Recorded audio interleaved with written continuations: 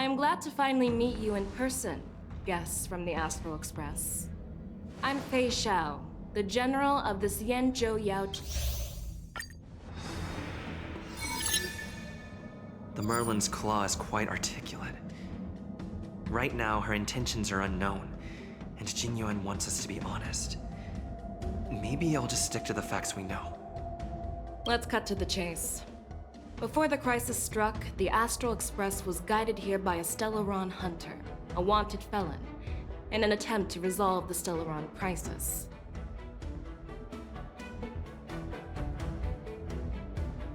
However, everyone in the cosmos knows of the Stellaron hunter's reputation. So, why did you place so much trust in them? Could it be that some of you have a connection with them?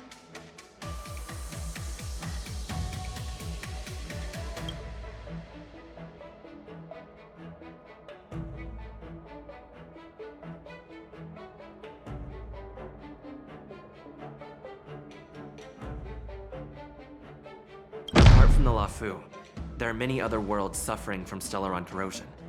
For example, Eurillo 6, the world that the Express stopped at before reaching the Lafu, was one of them.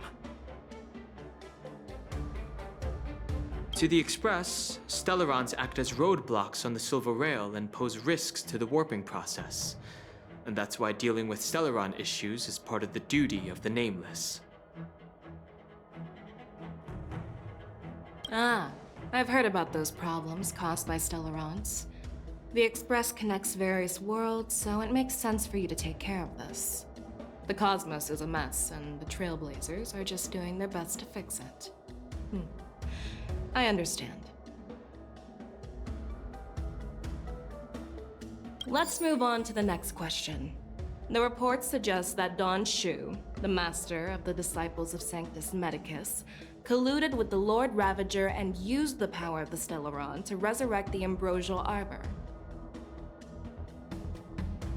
But here's the thing. Don Shu was just a chief alchemist. Even if she colluded with our enemies and summoned the Stellaron, how did she manage to bypass the Videodora guards around the Ambrosial Arbor?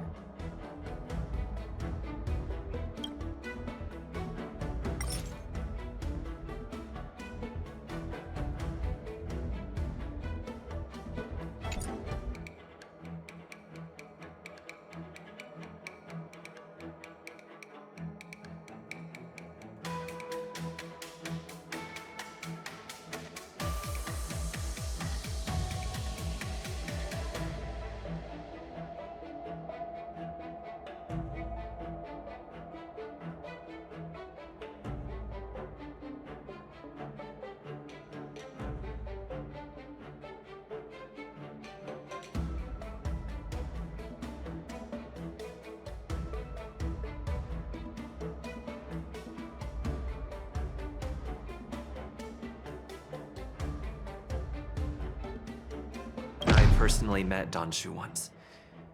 Her closest friend was killed during the war on the Fanghu, and she harbored deep hatred towards the Hunt. So she spent years making preparations in the Alchemy Commission, in order to take revenge on the Xianzhou.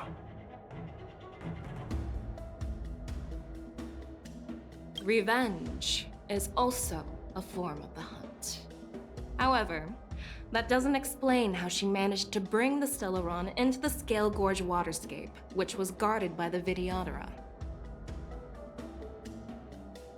Well, you should ask Don Shu herself for the answer. Unfortunately, Don Shu is dead, and even her corpse has crumbled into ash. That's one less clue we can pursue. According to the report, Lord Ravager Fantilia is the mastermind behind the entire conspiracy.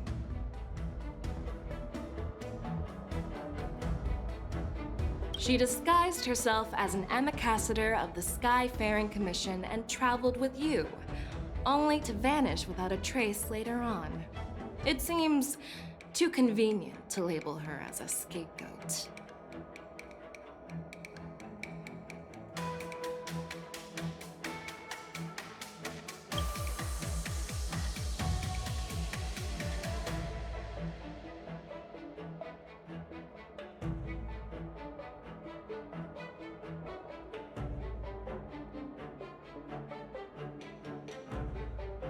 was there, fighting Fantilli alongside General Jingyuan, but she absorbed the power of the Ambrosial Arbor and gained an almost indestructible physical form.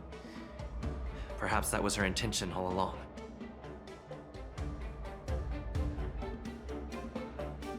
So, a pawn of the destruction wanted a flesh and blood body to live in.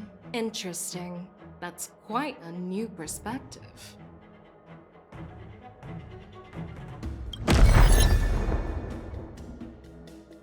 Oh. It seems that your answers have addressed all my questions.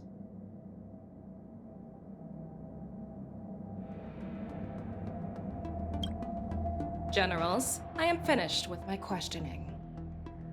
So, what do you think, General Fei Shao?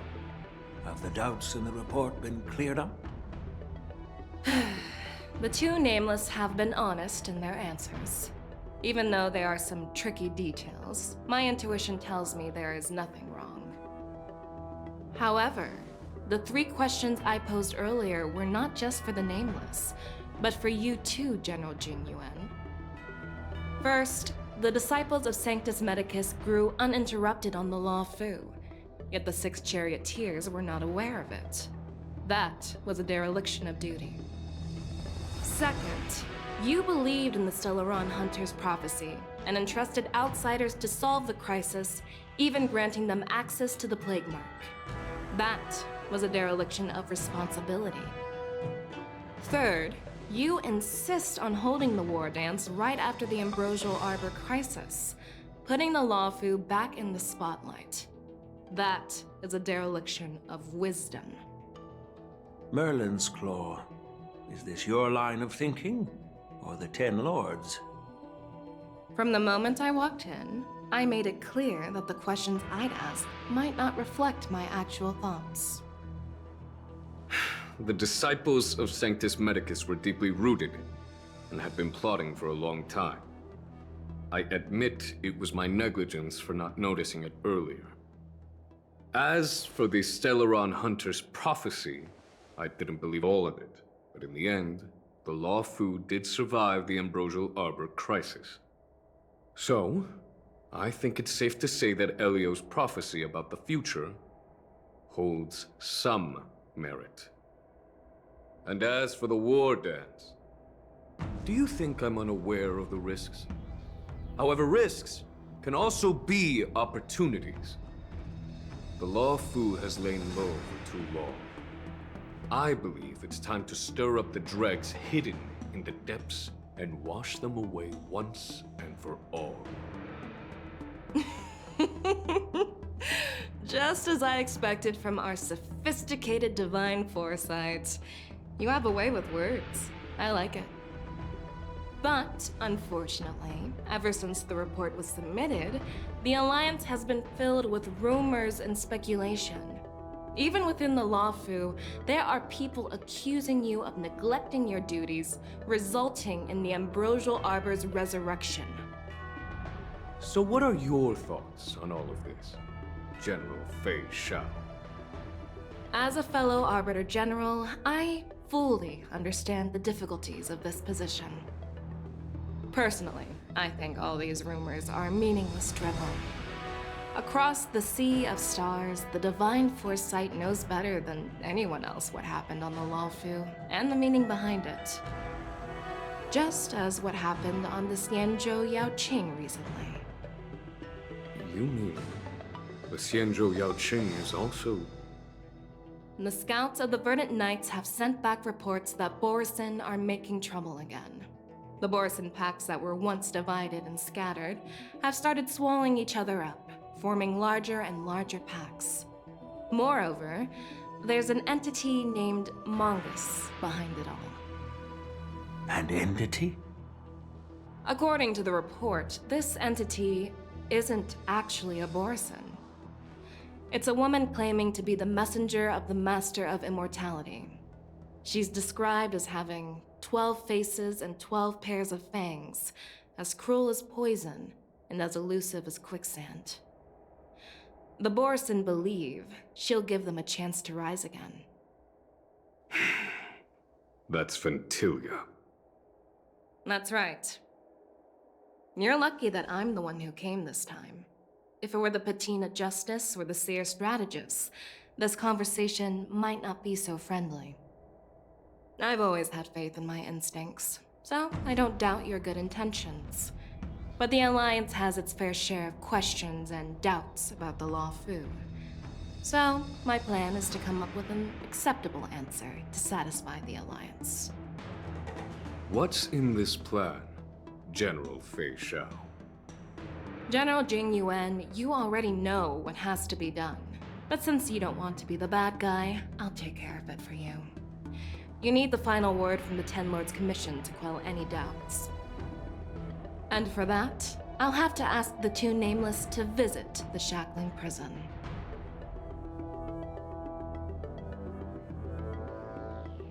No, I'm not imprisoning you. While you're there, I'll ask a judge in the Ten Lords Commission's Interrogation Division to record a detailed testimony with the karmic mirror from both of you. We'll fill in the gaps that weren't covered in the report, and silence any protests within the Alliance. I'm okay with that.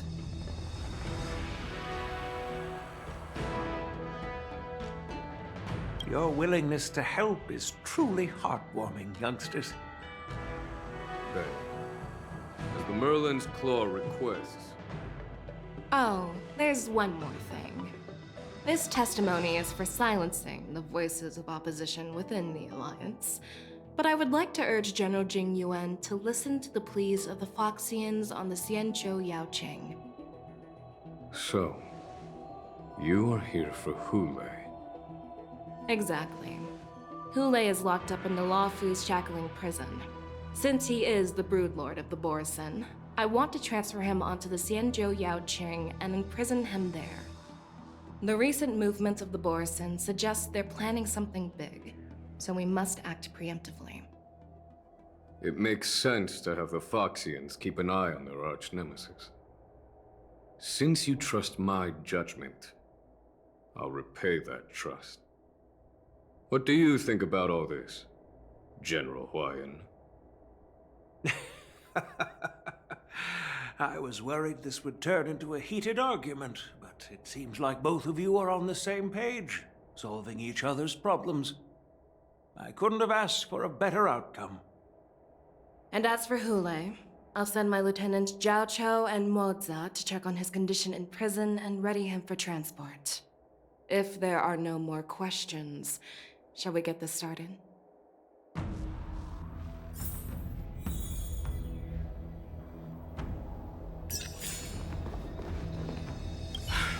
I'm really sorry about all this. But the testimony in the Shackling Prison won't take up much of your time.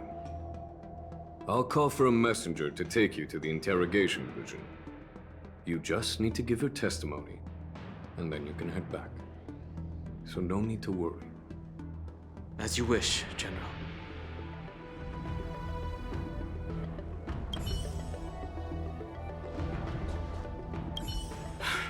I'm really sorry. I'll call for a... As you wish, General.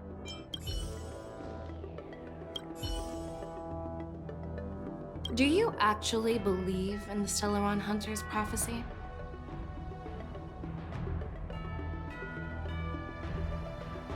Yes, I do. That's why I'm here.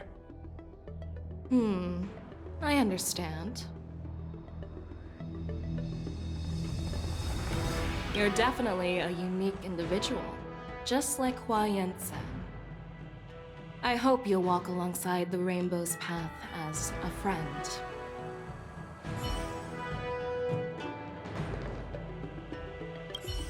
Well, I'm glad we managed to talk this out.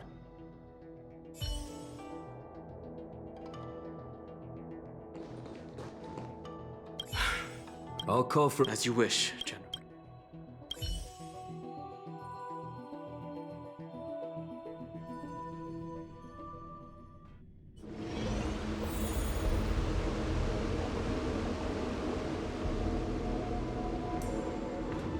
As General Jing Yuan requested, everything is prepared for your arrival, and I am here to receive you. The judges at the Interrogation Division also know your purpose in coming.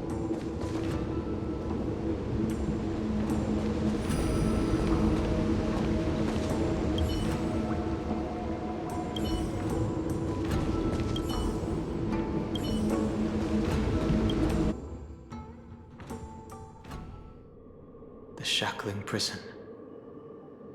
I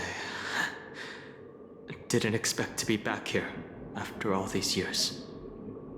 Danhong. Don't worry about me. If you're ready, I'll open the gate for you. This is one of many entrances used for temporary access. Since you're not actual prisoners, it makes sense for you to use this entrance. Please come on in, dear guests.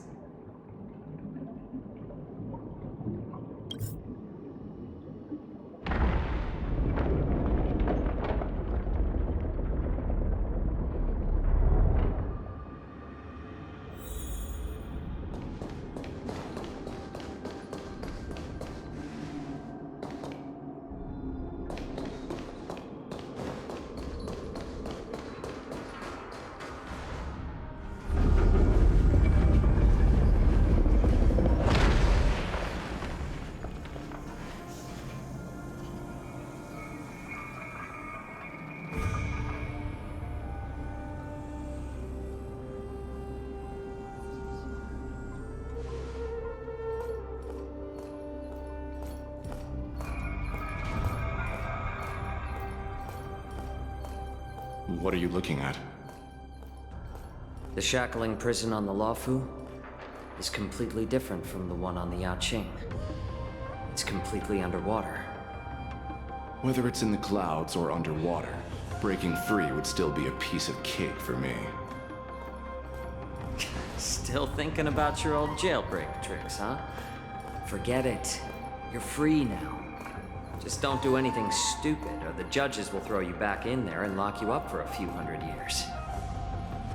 You'll see me again in just a few days. Taking Hule back to the Yaoqing means a lot to the Foxians on the ship, and to the General herself. So stay alert.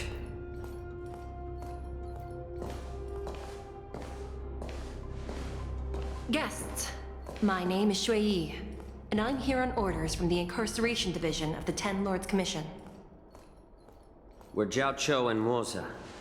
General Fei Xiao sent us to extradite the Borisin criminal Hule to the Yaoqing.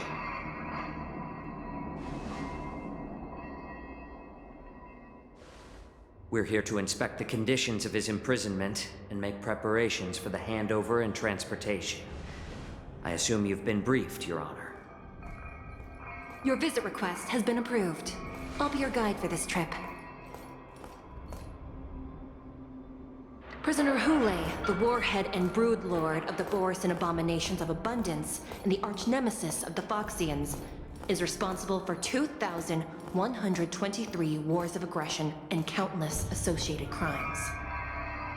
Due to his heinous acts, he has been imprisoned in the depths of the shackling prison and subjected to the punishment of the Forest of Swords until the end of time. He shall never be pardoned. No need to repeat his crimes and sentence, Your Honor. He is the greatest enemy of us Foxians.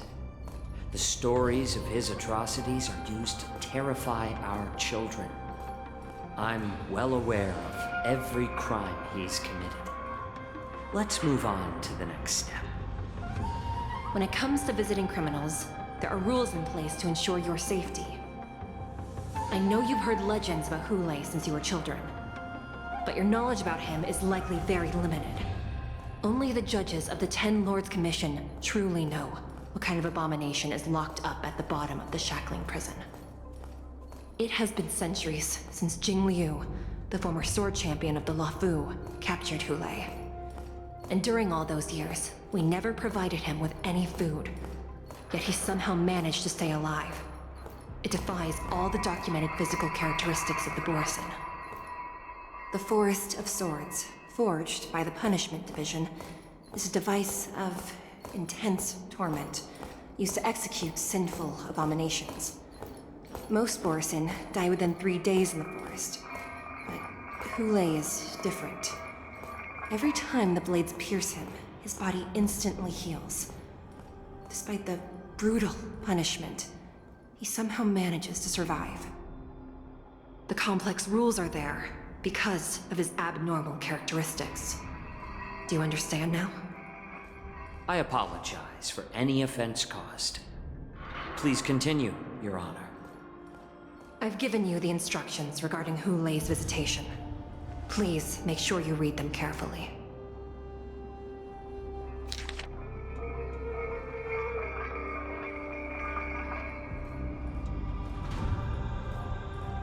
And please, take this pellet before proceeding. No, I'm not taking random medicine. Then you won't be allowed to visit Hu Lei. Just swallow it already. Hu Lei is like all Borisin. He can release a pheromone called lupatoxin that induces fear. Thousands of years ago, we Foxians were enslaved by the Borisin. Not because we were naturally weaker, but because of their lupatoxin. This pill is for our own mental well-being. I understand. I knew you were a reasonable person. Now that we've taken the medicine, let's proceed.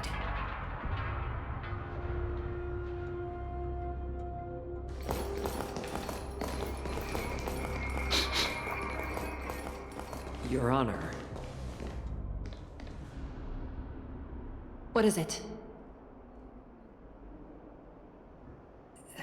No, never mind. Maybe I'm just imagining things. Let's keep moving.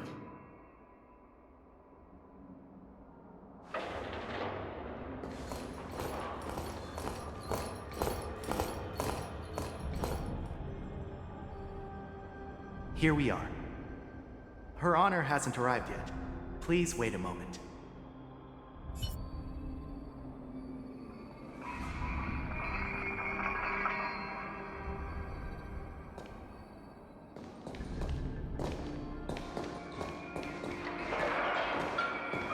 Her Honor hasn't arrived yet. Please wait a moment. This place. It's still as cold as it used to be. Sorry, I was just reminiscing about some unpleasant memories. Thank you. It's all my fault that you were involved in the Xianzhou's problems. You shouldn't have to see the inside of the shackling prison. I wish I could show you the real sights of the Luofu.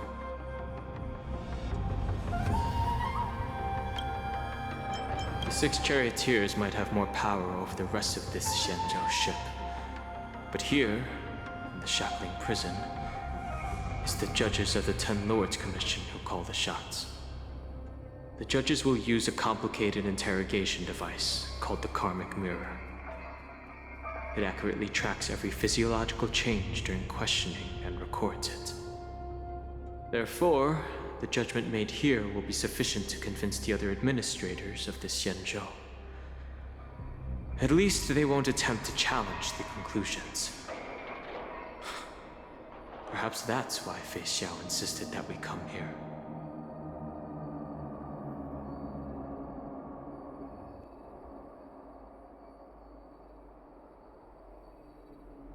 Okay. But watch your step. This place is not like the others.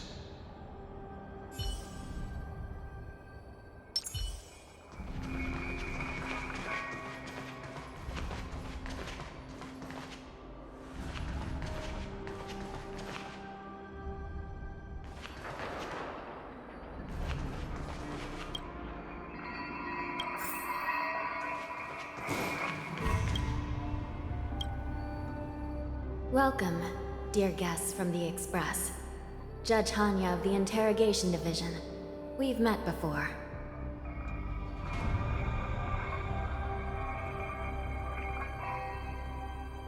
Glad to meet you again. Please allow me to express my gratitude to you again for subduing the demons in the Fixtral Garden.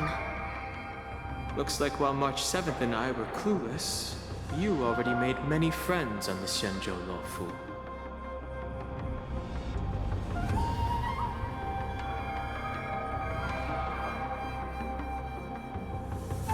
Even though you and I have met before, we can't show any favoritism under the 10 Lords.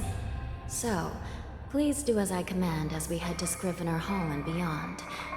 Don't do anything without my permission. This is not a place for ordinary mortals. You and Mr. Danhang, please come with me. Please lead the way, Your Honor. Please let me activate the mechanism before we all move forward. And please, watch your steps.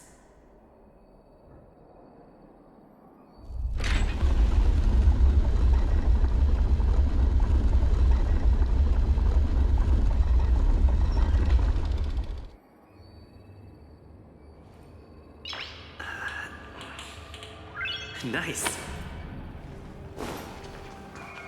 Be very careful and watch your step as you make your way through. The terrain inside the shackling prison is treacherous. One wrong move, and you could end up plunging into the depths. And if you're really unlucky, you might be frozen solid or burned to a crisp before anyone can help you. But with your skills, I don't think you need to worry. You're funny. This prison does contain many layers. We even brought in Vidyadhara Ichor line craftsmen to introduce the ingenuity of delve enchantment. What you're seeing now is just one part of the shackling prison. Perhaps.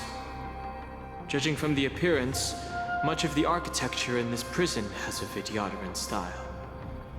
So, perhaps they did have a hand in building this place back then. As for how many floors there are, well, not even us judges know for sure. But there's a legend among us judges that a short-life prisoner once tried to escape, but ended up falling into the depths. And when we found him at the bottom, he was already an old man on the brink of death. Did he spend his whole life falling? Or did some long-life prisoner drain his life essence? We'll never know. Anyway, please don't try anything like that. Please, come this way.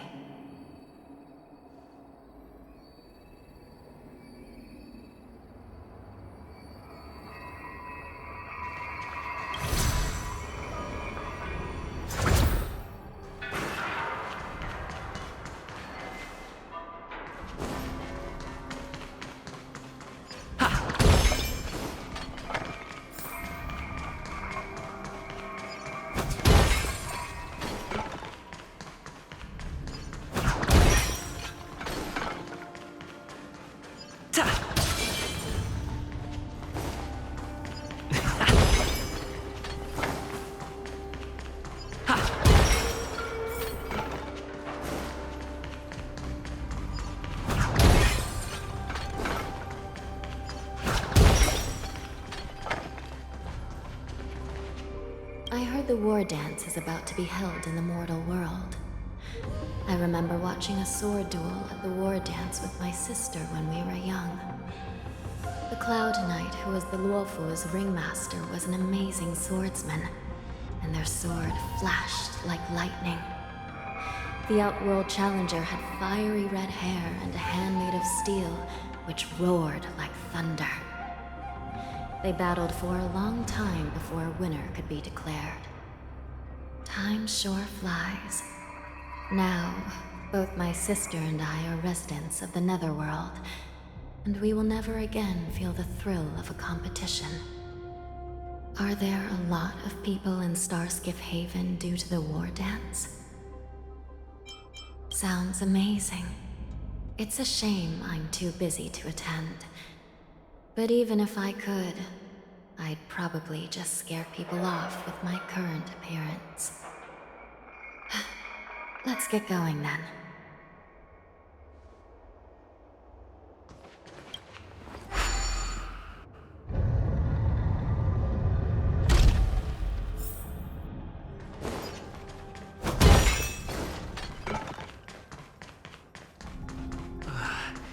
It's freezing. This place is filled with the cold air from the northern peak of the polar delve. Even the toughest long-life species would have a hard time enduring this.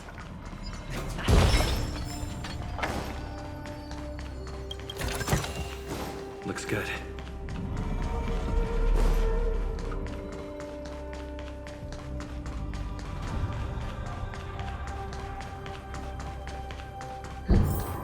Did you hear something just now? Let me check it out. Ugh, what an eyesore. This place is packed with boxes and crates.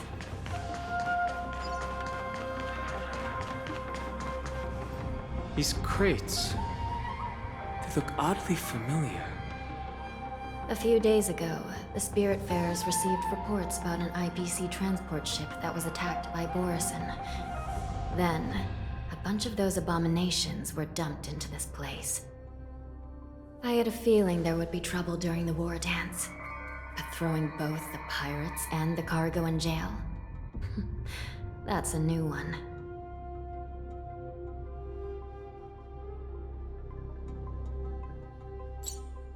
I heard the Intelligentsia Guild crafted something dangerous. We have many records in the Hall of Karma about these wise ones. They love to tinker with forbidden technologies, always trying to push the limits of Ingenia. I caught a glimpse of the mechs in those crates, and they bear a striking resemblance to Borison. I wonder what they're planning this time. Well, business first. Let's keep moving.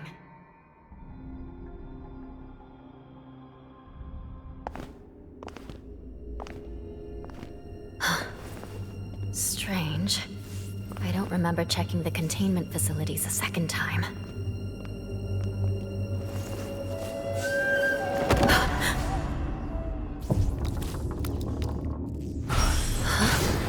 Watch out!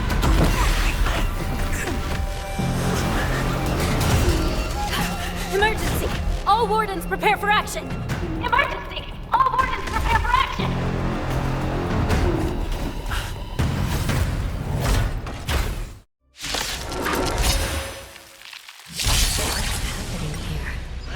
Why are these things moving on their own? Something's wrong. The guards aren't responding. Burn to ashes! Let the show begin! Set the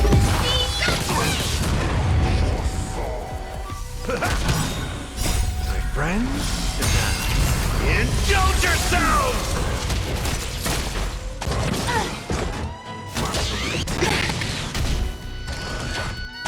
Still the same line. Going wild. Just like a Boris. Looks like we're on our own for this. All will be swept away by the wind. attack detected! Set the Let the show begin!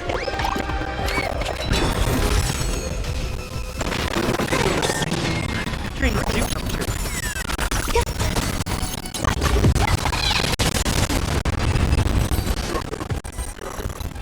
How is this even possible? The Spiritfarers follow protocols, cutting out power to protect and see the graves. How could these things still moving? It's just like what happened in the artisan mission before. These goods went haywire and attacked everyone in sight.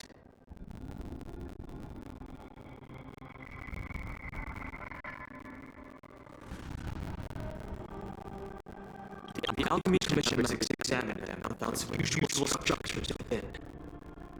These things showing up in the shackling prison can only mean one thing. A prison break. Whoever delivered these goods clearly wanted them to go through the Xianzhou's strict inspection process to show the Skyfaring Commission and Cloud Knights how dangerous they were. They wanted these mechs to end up right here, in the shackling prison. If these things already started taking action while nobody was paying attention, then the whole prison is in trouble, I'm afraid. And to make things worse, another group of visitors just entered the depths of the shackling prison. The messengers from the Xianzhou Yaoqing. And the prisoner they came to visit might be the target whom these wolf-shaped mechs were delivered here for.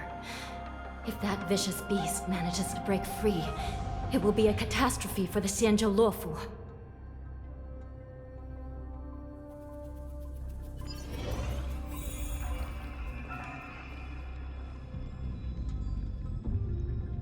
Here we are. Have we arrived already, Your Honor? Shouldn't there be a cage here? The most notorious felons are locked away in the solitary delves, deep down in the prison. Those delves can't be opened without proper authorization. The blue bird paves the path, and the Stygian lanterns illuminate it. I've given you the diagrams for lighting the lanterns. Please take a look.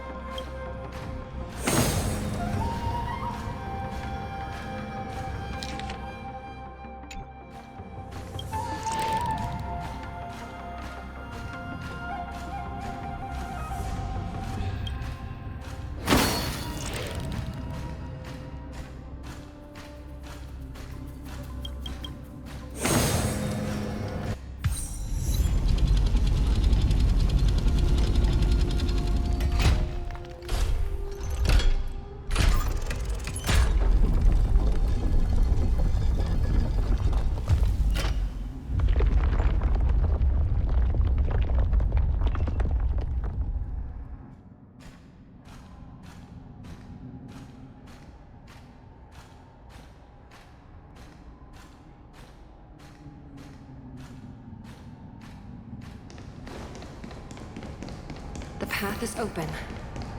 Once we descend to the bottom of the prison, please do not do anything reckless.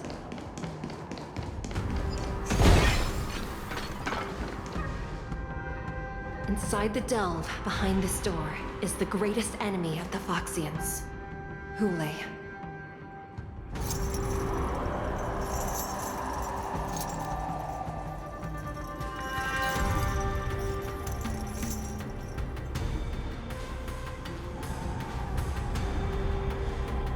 According to custom, envoys from the Yao Qing visit the Xianzhou La Fu once every century to check on this abomination's imprisonment and condition. Even though the Ten Lords Commission sentenced Hule to the Forest of Swords, suffering every day for the rest of his life, I understand that the Yao Qing messengers want to see him dead. Unfortunately, for the past 7 centuries, they've had to return disappointed, because this beast simply can't be killed. If we can use his toxin to create medicine and save an innocent life, it might help balance out some of the sins he's committed.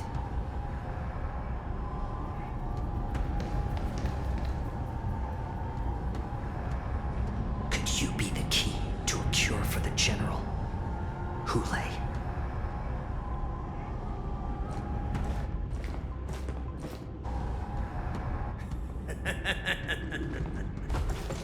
And once again, the envoys of the Yao Qing will leave disappointed. However, I won't say the same for me and my brothers. Who's there? I'm just a humble counselor of the Rhino Hound Pack. You can call me Mock Talk. Wardens, intruders on the lowest level. Send reinforcements. Nobody will hear you here, at the bottom of the shackling prison. Thank you for opening up the prison for us, Your Honor. We'll take it from here. No wonder I kept smelling that familiar stench. So it wasn't just my imagination. Do your thing, Morsa. We mustn't let these abominations get any closer! Detestable things. Stay in step. There are too many of them. Once we were inside, we found soldiers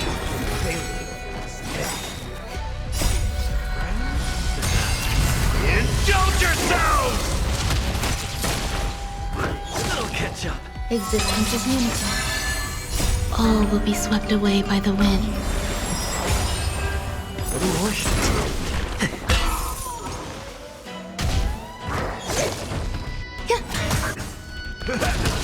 More season. Let's improvise. I suggest you surrender now. Of course. Why not have a meal? I'll teach you. But I promise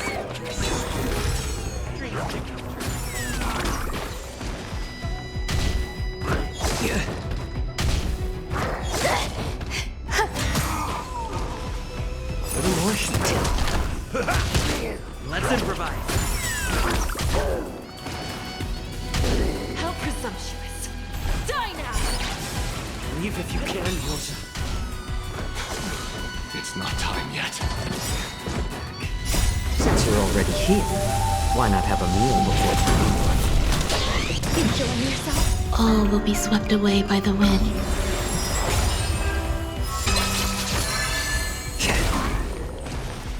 Time to mix things up.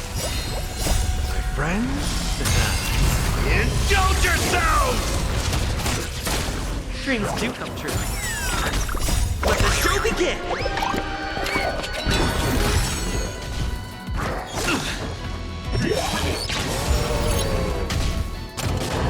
Still the same more season.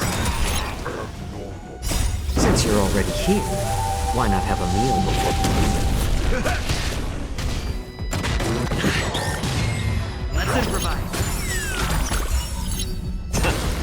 How's this taste?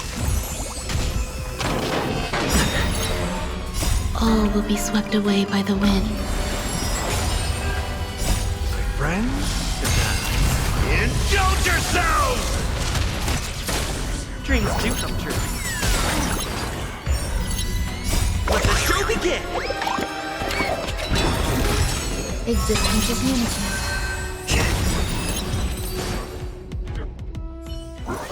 Guard the gate! They can't be allowed in!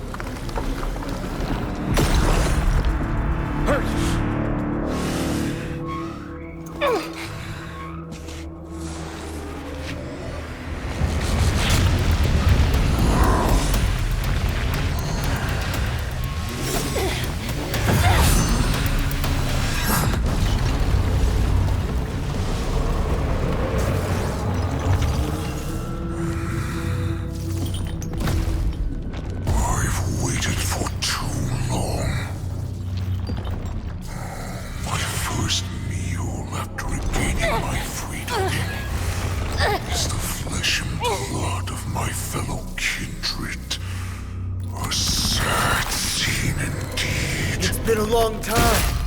Boy, welcome back.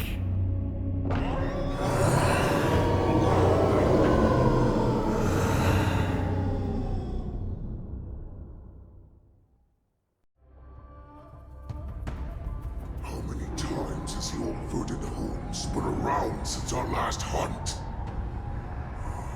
Duran's whelp, tell me your name. Oh, great Hule, nemesis of the Foxians, and the hunter of all beings. I'm Moktok, a humble counselor of the Rhino Hound Pack. I am only one insignificant heir spawned from your bloodline.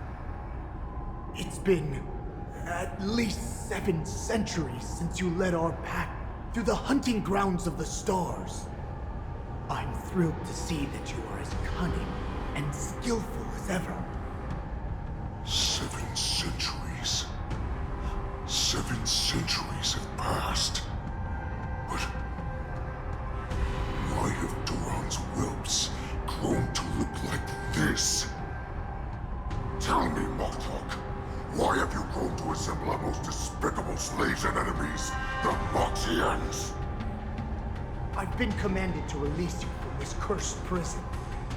It is Senjaya's will.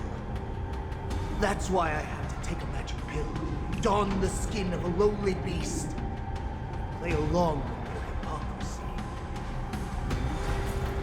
Since you have an escape plan, tell me, what's our next move to get off of this ridiculously large ship?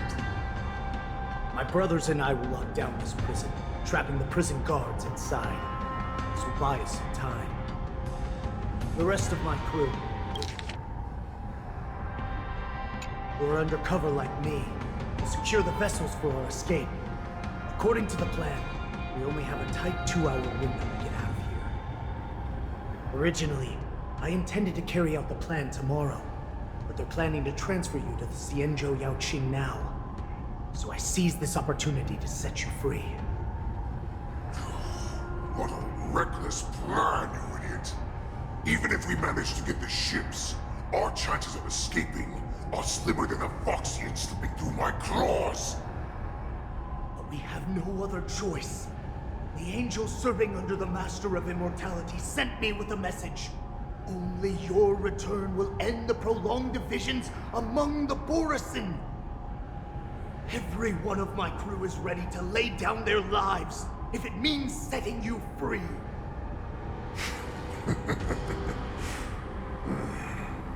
A sneaky weakling like you is actually showing some reckless bravery with this plan.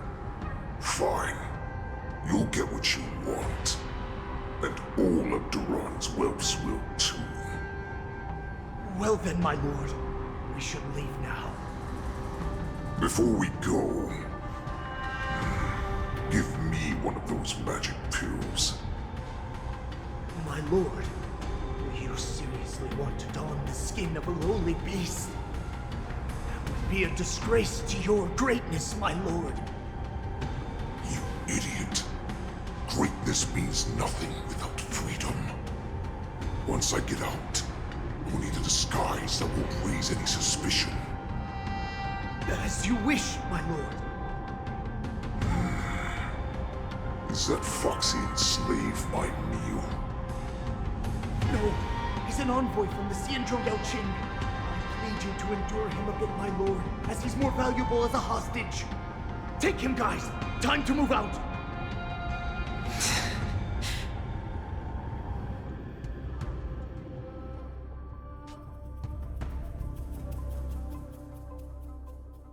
Madam Hanya, the wardens in all areas are regrouping. Those Ingenium enemies are wandering around and causing heavy casualties. And to make things worse, those iron wolves broke open the cages and let the criminals out. We've called for backup, but it seems like all communication is jammed. Let's preserve our strength and first take down the isolated prisoners. By decree of the 10 Lords, all prison breakers and intruders shall be apprehended, dead or alive. Just a short time ago, the nether key mechanism was activated. It was probably Madame Shui and the Yaoqing messengers, heading to the bottom of the prison. Given the situation, I'm afraid that area is exactly where our enemies are targeting. We mustn't let that vile beast escape from its cage. We've gathered all the prison guards who can still fight, and we'll split up and secure each floor. Go! Those intruders are quite bold. They must have been planning this for quite a while. Indeed, but Borisin tend to favor direct and aggressive approaches. Crafting careful and precise plans like this is simply not their style. Let's focus on the current situation right now. Please help me.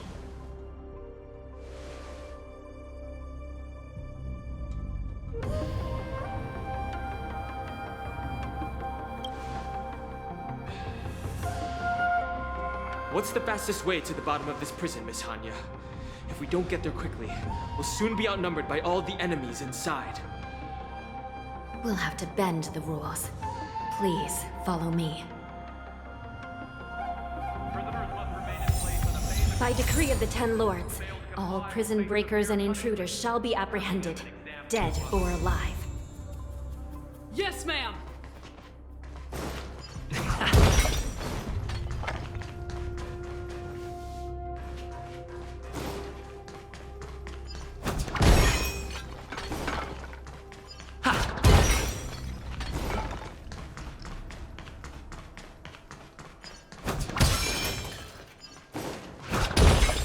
Hold your position here.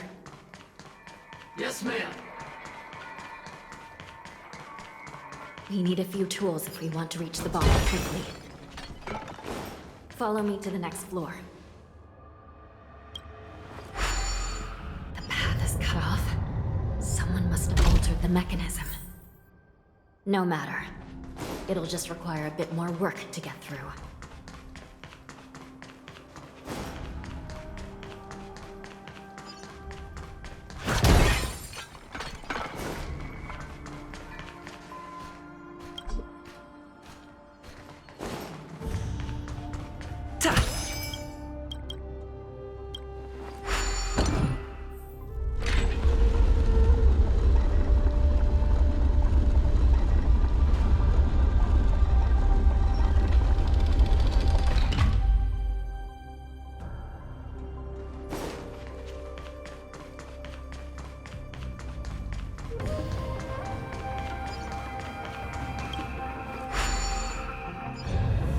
Some Spiritfarers occasionally use ingenia from the Artisanship Commission to navigate the treacherous terrain here.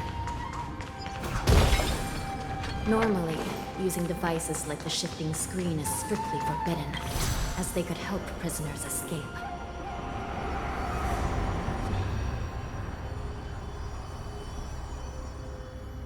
But, given the urgency of the situation, let's just ignore the usual regulations. The nether key has been activated. I hope we're not too late. Get in there, sister.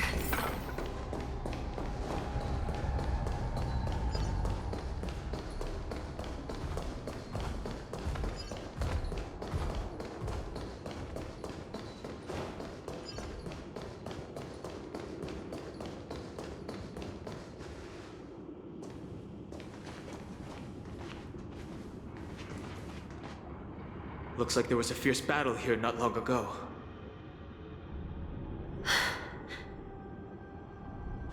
The gate to the prison delve is wide open. Hulei has managed to break free. Where are the Yaoqing messengers? And where's my sister? Are they still alive? Let's look around. Maybe we'll find some clues.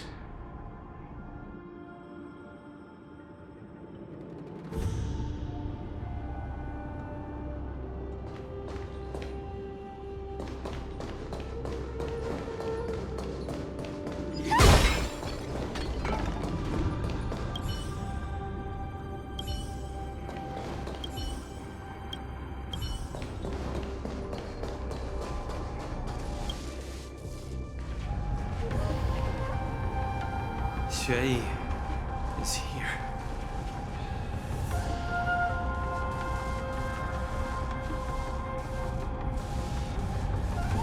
Miss Xue bravely sacrificed herself. My condolences, Miss Hanya. Condolences. Well, that's unnecessary. You misunderstand. Thanks to the Ten Lords' blessing, my sister turned into an ingenium centuries ago. Dying and returning as just a soul to the Hall of Karma's document office has become a routine for her. While I'm not keen on seeing her throw away her body like it's some replaceable part, but...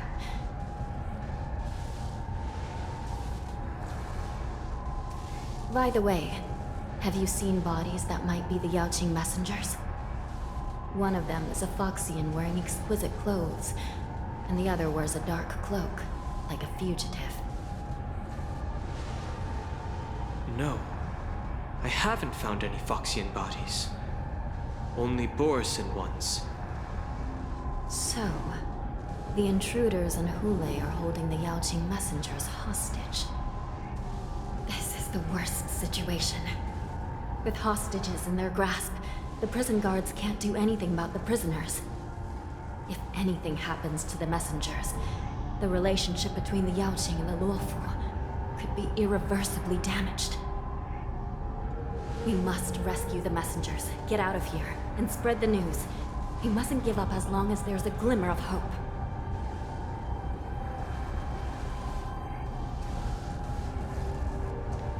What have you found, Miss Hanya?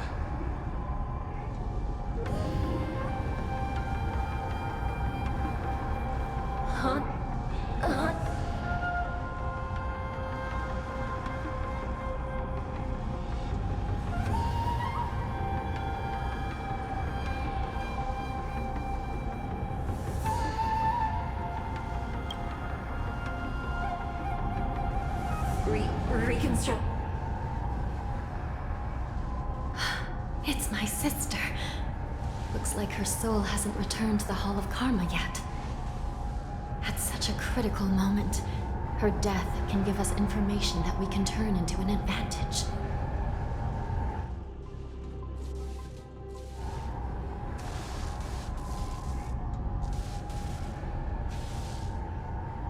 Let me see. The damage isn't too bad. If I can fix it up, my sister will have a temporary body.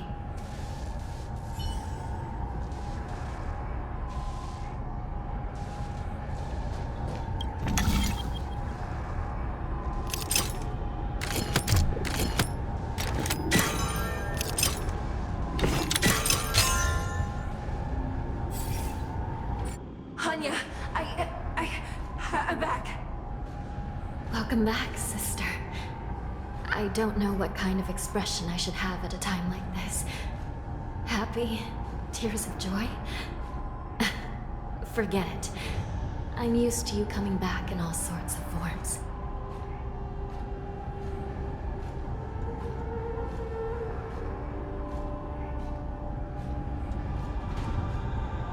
It's just a temporary solution. This Psy Crane can't hold all of me. Sister, what did you see when you were killed? One of the Yaoqing messengers escaped, and the other one was taken hostage and brought upwards? Besides the Borisin, there were other intruders. Invisible. Invisible intruders? What does that even mean? How many conspiracies are tangled up in this mess? Do me a favor, sister. The intruders have cut off all communication between inside and outside the prison. And now you're the only person, the only bird, who can slip out undetected. Make sure you deliver the news to the outside world. I understand. Please be careful, sister. You are different from me.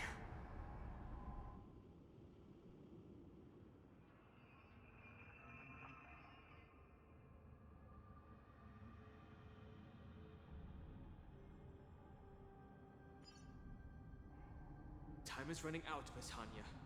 If we keep delaying, those Borisin will escape from the prison. All right.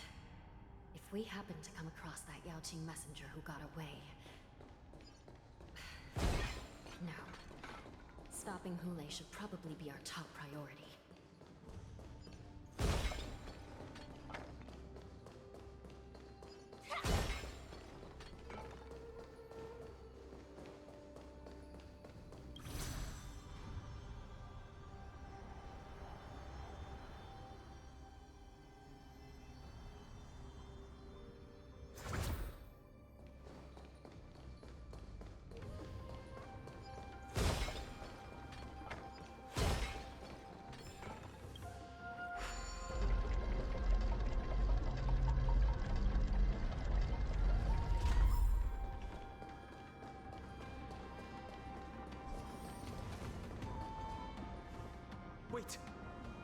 Feels off. Something's approaching us. The invisible intruders? What is that? These abominations aren't prisoners from this prison. Existence is human. Until everything burns to ashes!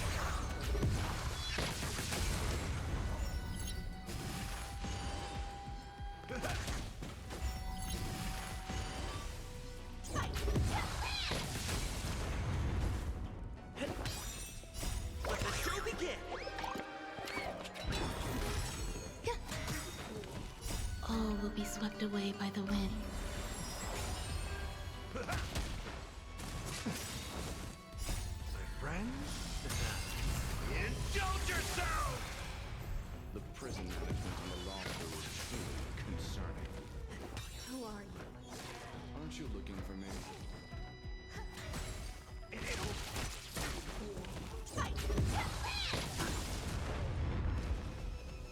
Dreams do come true. Eternal.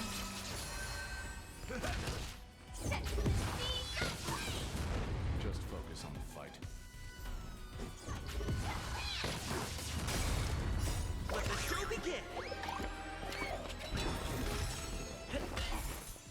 Still the same one. Recalibrating! All will be swept away by the wind.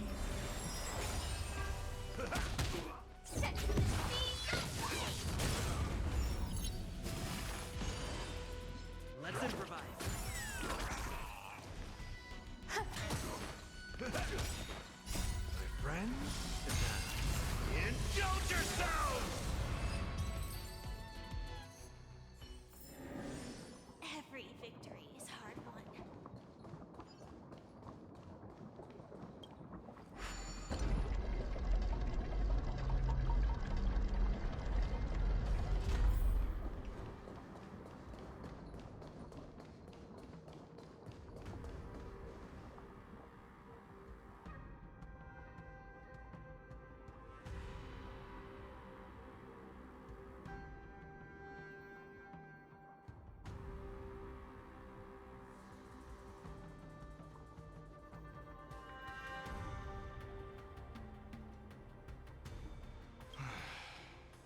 So what if I repeat at least two different their hiding technique? Well, never mind. I'm Waza. Thank you for your help. No. Your friend is in Hule's. Look, I'm the Yao Qing General's go.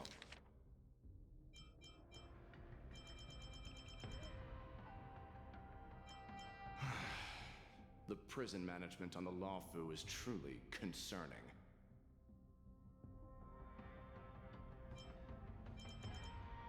Guard, not his.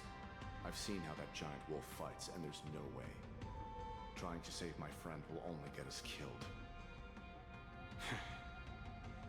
I don't know how you think, but I won't throw my life away for a lost cause. Listen up. I've been tracking these fugitives, and I know their next move. They're planning to seal off the entire prison to keep the outside world in the dark. The worst-case scenario, we are all killed by that giant wolf, and the shackling prison is sealed off. No one will know about us or about their escape until it's too late. And the best-case scenario...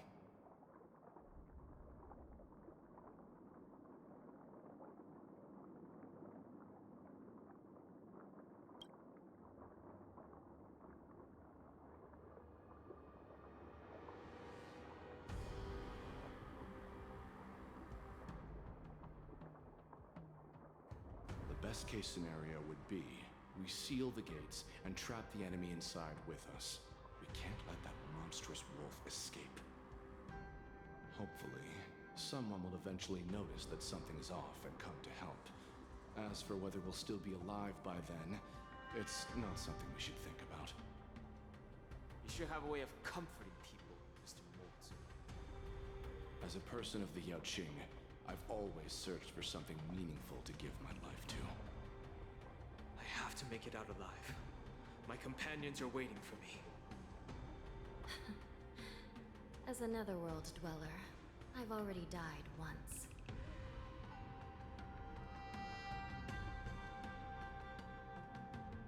Yeah. We won't give up. Not until the very last moment. None of you are part of the Ten Lords Commission, so sacrificing yourselves isn't the right move. As a judge, it's my responsibility to guard this prison. And if someone should step up to stop Hule from escaping, it should be me, not you. Once we reach the gate, I hope you'll help me seal it. After that, I'll do everything I can to fight the Borisin. And you find a safe place to hide and wait for reinforcements. Now, let's proceed upward.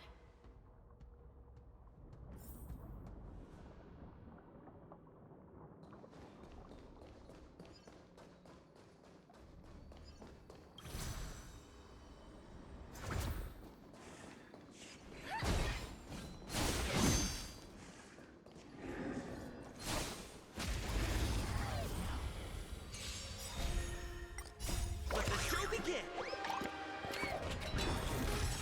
Let's improvise. Eternal.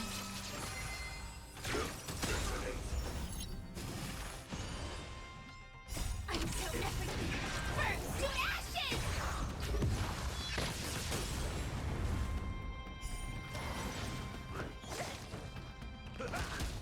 Fight to live!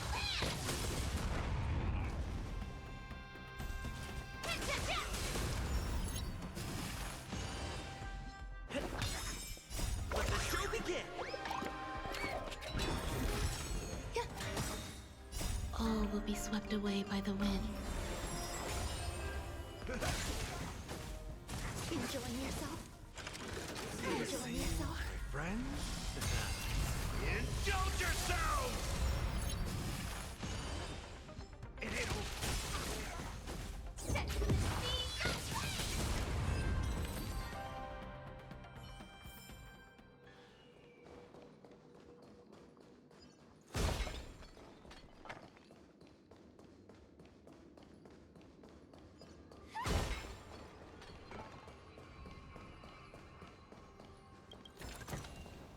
No danger detected. Never let your guard down.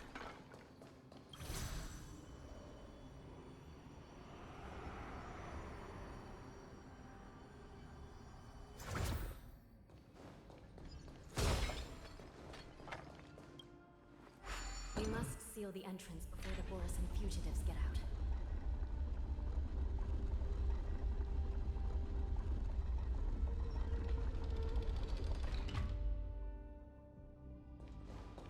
Prison wardens and mechanisms won't be able to hold them for long. Follow me.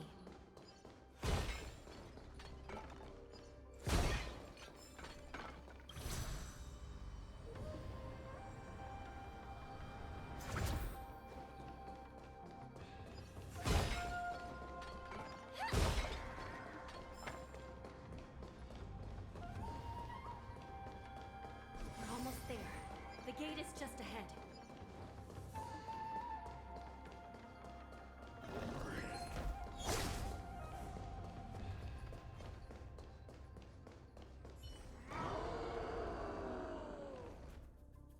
I will hold them back.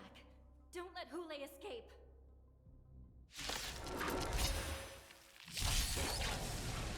Dreams do come true. It's nothing. Let the show begin! Existence is unity. Until everything burns to ashes!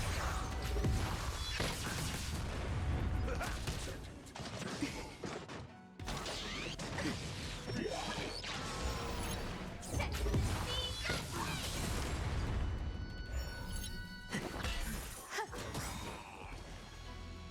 All will be swept away by the wind. Friends?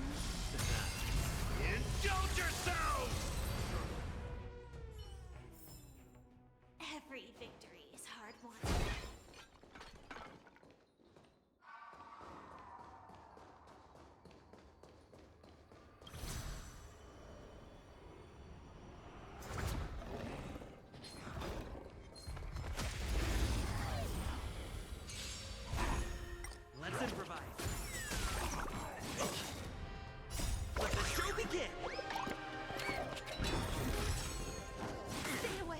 Eternal. I killed everything. Burn to ashes!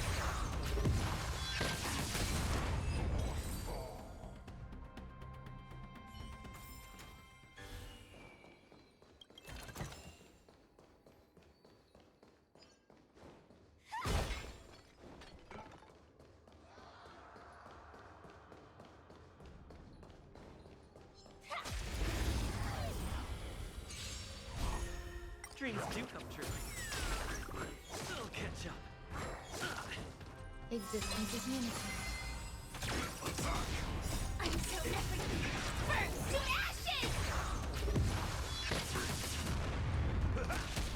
Fight to live! Let the show begin!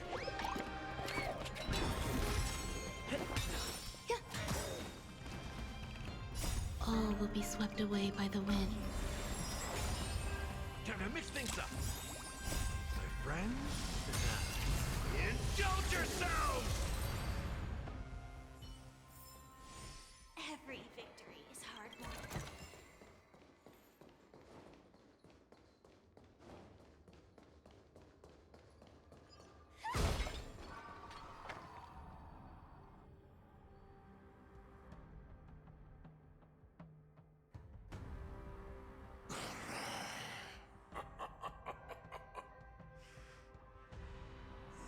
This brings back such familiar memories.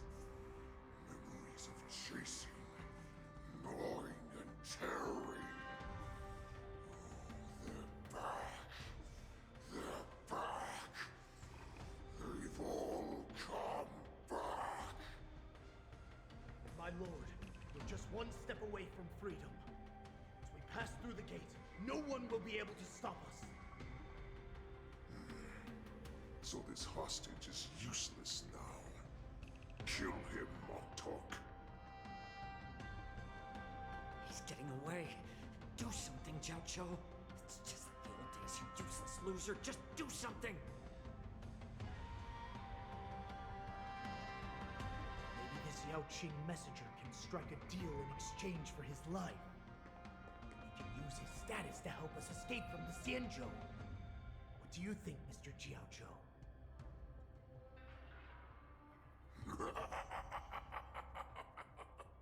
Oh, just look at you. Fallen so low during my absence. You're even negotiating with livestock. As far as I recall, no one from the Yao Qing would ever consider a deal with Duran's offspring. I've got to make this beast stay here, whether it's for the sake of Fei Xiao or the Yao Qing. Deal. I certainly have more value alive. My identity, my knowledge of the Xianzhou, and my understanding of many things that your minions have no knowledge of. They'll all be valuable.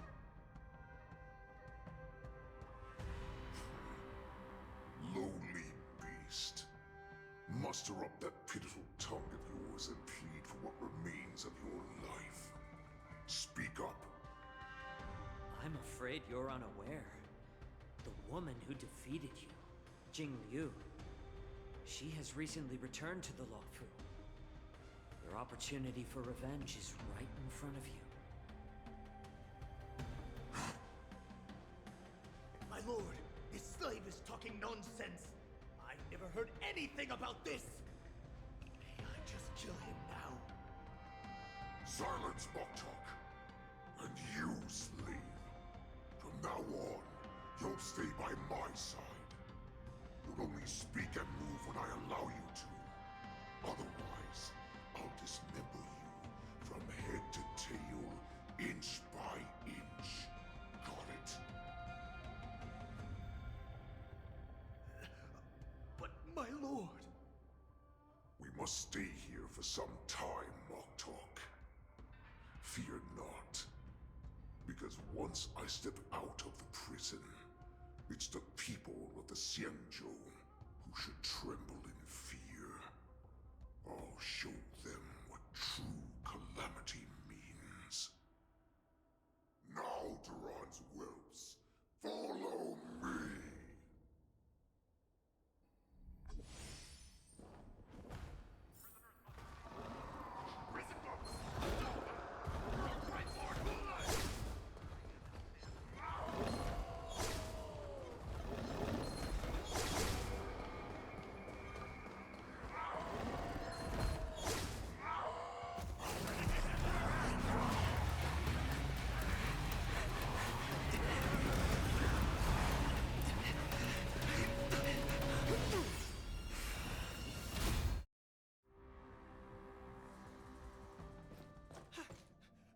Report! After we lost contact with the shackling prison, we received a message from a psych-ring.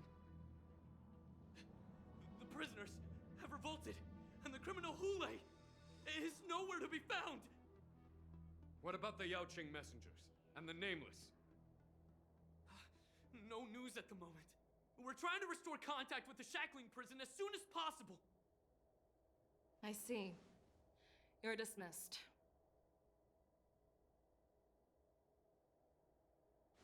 General Jing Yuan, General Hua Yan. It's just as we suspected. The rise of the Ambrosial Arbor was not the end of things, but the beginning. The hand of the Ruined Legion has already sown the seeds of destruction. From this moment on, the Xianzhou Alliance will face an even greater challenge, from both the abominations of abundance and the destruction itself. If this is what they want, I'm always up for a challenge.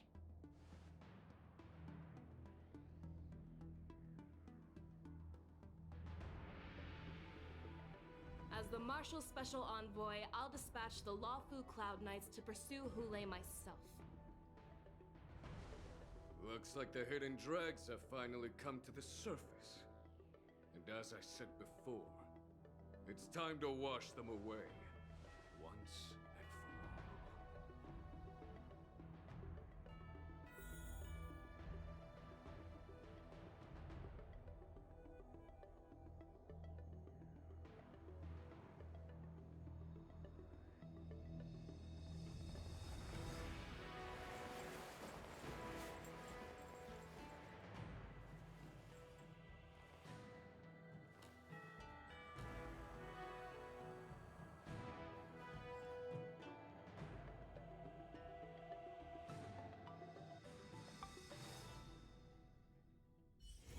Let me stay here a little longer in this body.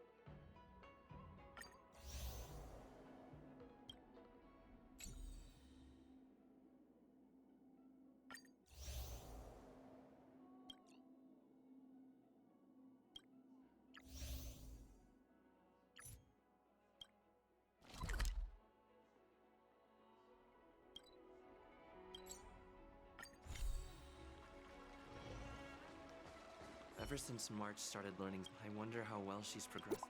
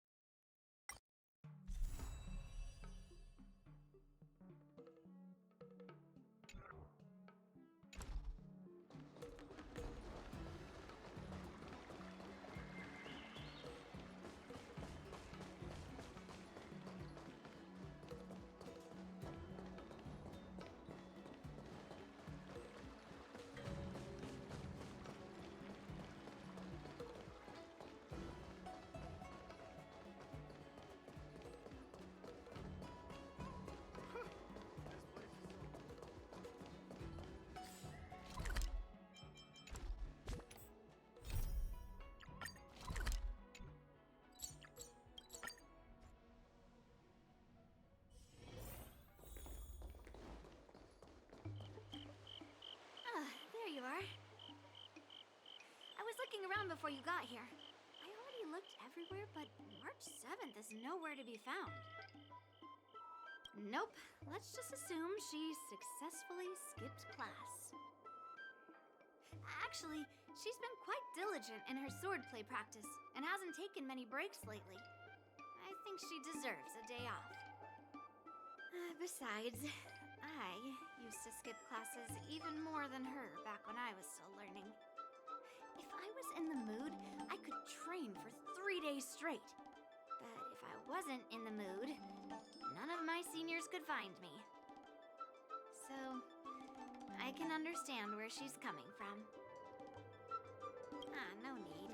I asked you to come, so I won't send you away empty-handed. Since you're here, let me treat you to some tasty food. I'm more interested in you today. Let's walk and talk.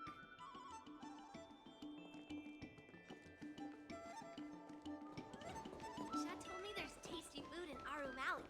Let's go there.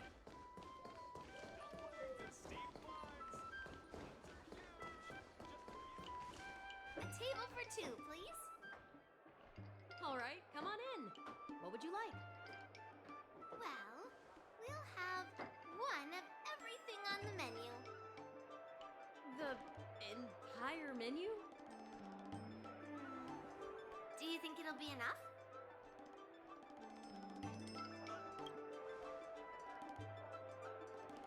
Oh, don't worry. There are two of us. Well, then I'll start making a few dishes, and if you need more, just let me know. Thank you.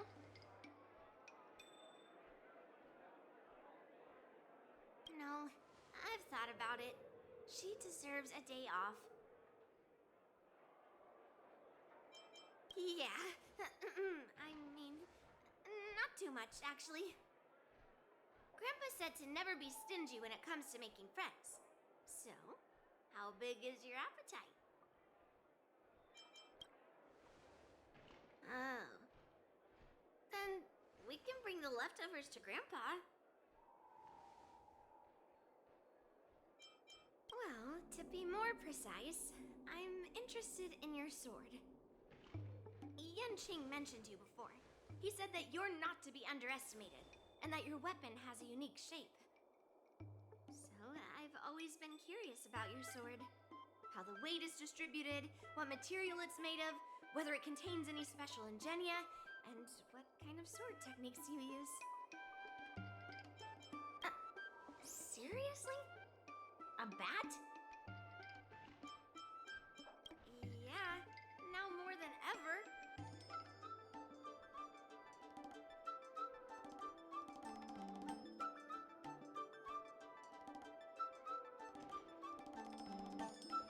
So, it really is a baseball bat. Grandpa said that a sword doesn't have to be constrained by its shape, so, in a sense, your bat is a sword too. He also said that a weapon mimics its master, so your bat actually reflects your habits in nature, you know? Let me guess. You're someone who doesn't follow the rules, enjoys improvising, and can handle yourself well against tough foes. Am I right?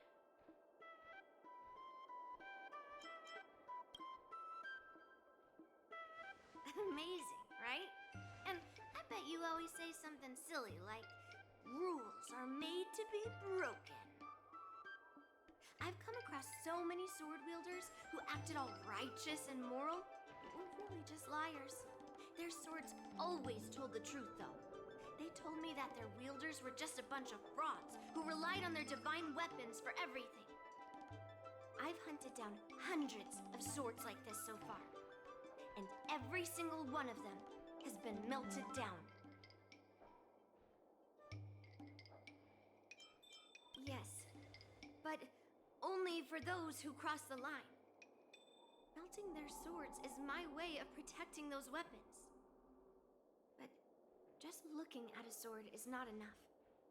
Grandpa always says, words and expressions can be deceiving, but in a fight to the death, a sword's movements never lie. The war dance is just around the corner. You'll be participating, right? Miss Yoon Lee, for talented sword masters like you, the war dance is a perfect opportunity to show off your skills and make a name for yourself. But for people like him, who have already made significant contributions to the Xianzhou, they maybe don't need to prove themselves on the war dance stage. It has been a while, Mr. Nameless. And you are?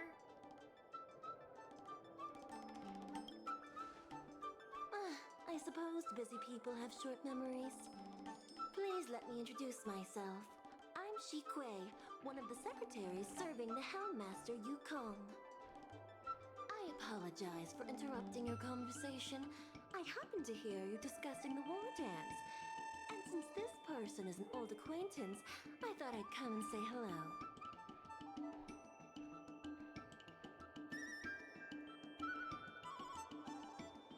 Yes, with the war dance approaching, many guests from afar are pouring in.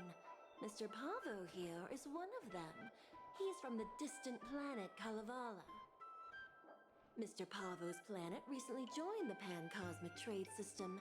He brought his delegation here this time, not only for business, but also to return something that belongs to the Xianzhou. Miss Shikui, the word gift is perhaps more fitting than return. While it did once belong to the Xianzhou, we faced many tribulations to be able to deliver it here, so it should be considered a gift. I apologize for my poor choice of words. Mr. Pavo's delegation brought a legendary Xianzhou sword that had been lost for centuries. General Huayan plans to personally thank them at the Palace of Astrum and present the sword as a prize to the champion of the war dance. Mr. Pavo and I were actually on our way there. Since you two were talking so enthusiastically about the war dance, maybe you'd be interested in joining us at the Palace of Astrum?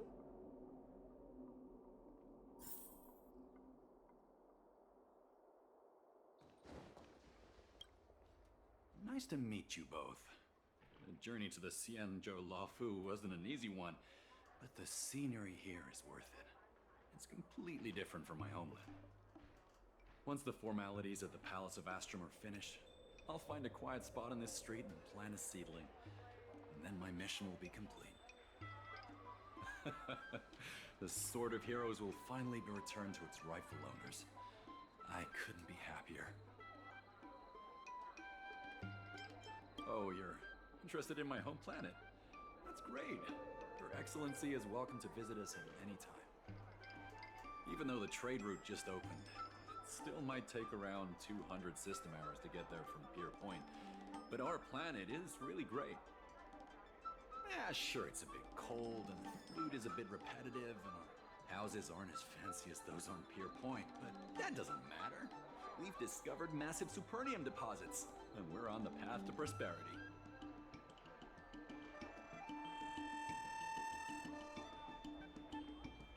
Oh, you mean the Mieka Kivesa? It's an incredible sword. That weapon helped the legendary heroes of my homeland slay demons, and is highly revered. It also has the power to choose monarchs. All the ancient kings of Kalevala received a sign from the sword, showing they were worthy to rule the land. According to tradition, each monarch would plunge the sword into a stone, and only a hero recognized by the sword could pull it out and ascend to the throne next. Well, those are just legends from the past. No one today has witnessed it firsthand.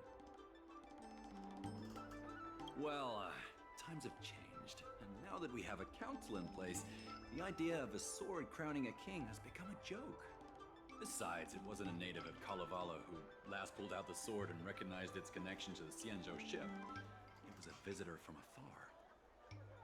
While the sword holds great historical significance for Kalevala, it doesn't truly belong to our world. The old-timers on council had a heated debate about whether to return the sword.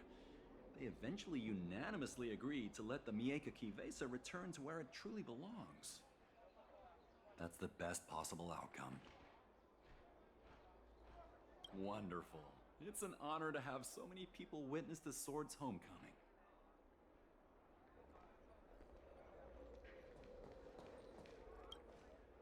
let's head to the Palace of Astrum together. Hmm? But I am. It's the prize for the war dance, after all. I might not know all the stories and legends, but I know a legendary sword when I see one. Grandpa always asks me to go look at swords with him, but he hasn't said anything about this one. It's really weird. But now that we're invited, let's go and check it out.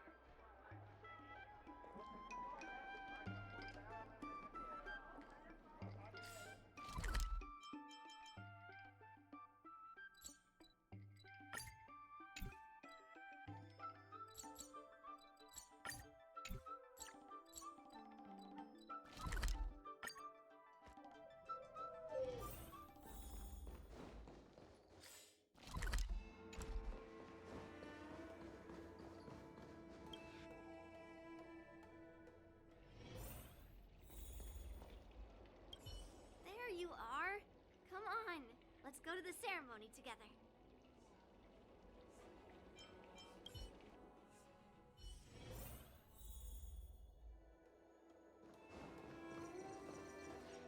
Please allow me to offer a sincere compliment, my fair lady. Your beauty is as pure as a snow-white iris. Well, if it isn't my dear friend! Glad to meet you again. Who is this weirdo? Who is this knight? I am Argenti, a member of the Knights of Beauty. I was invited as a part of the Kalevala delegation to escort the legendary Mieka Kivesa back to the Cienjo. May I have the honor of knowing your name? My name is Yun Li. What a beautiful name! I wonder if you have ever heard the holy name of the pure and flawless goddess Adrilla. Oh, you're here, Yun Li. Didn't expect you to be so well informed. Well, now that you're here, don't forget your manners. Manners. Come on. You won't find another granddaughter as polite and well-behaved as me. Well, just remember this is a very serious ceremony. Sorry for keeping you waiting, Mr. Pavo. Now, let the sword gifting ceremony begin. Before the ceremony officially commences, I want to express my gratitude to the Knight Argenti. Thank you for enlightening us about the sword's origin and for escorting it here safely so that we may complete this ceremony.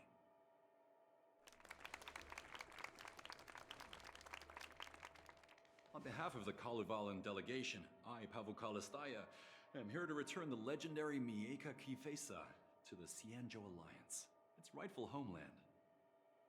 I'm truly grateful for Kalevala's noble act of returning the sword and for the Knight of Beauty's chivalry. Now, as we gather here on the Cienjo Lahu, I officially welcome the sword back to its homeland. Mieka Kivesa. It's a fitting name for a sword with such a legendary past. I still remember the name engraved on this sword the day it was forged. Guyin.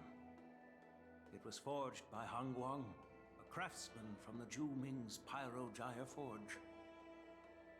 Wait, Han Guang? Although its blade is worn and cracked, its essence remains as resilient as the Cienjo Cloud Knights. All it needs is some repairs and polishing by the skilled craftsmen of the Artisanship Commission to regain its former glory. I've decided to entrust this sword, Guyin, to the Lawfu Artisanship Commission for restoration. Furthermore, it will serve as the prize for the champion of the Lawfu War Dance. This sword will be wielded against abominations to protect our homeland and live up to the mission of the Kalevalan delegation that returned it from so far away.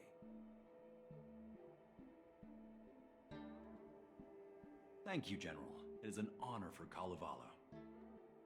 Now, esteemed knight and delegation members, please head to the Artisanship Commission, where...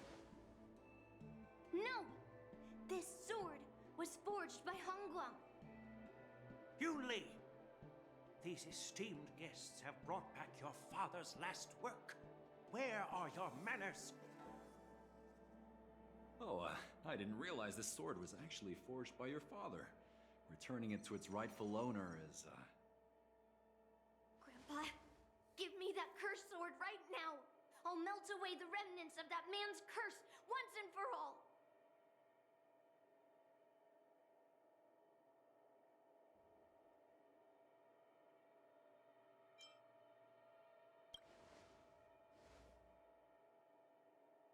Don't be rude, Yun Li. Apologize to our esteemed guests from afar.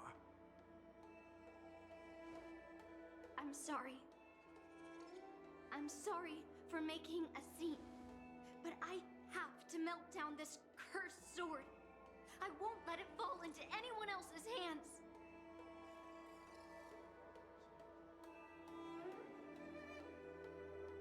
Yun Li, please. Go for now.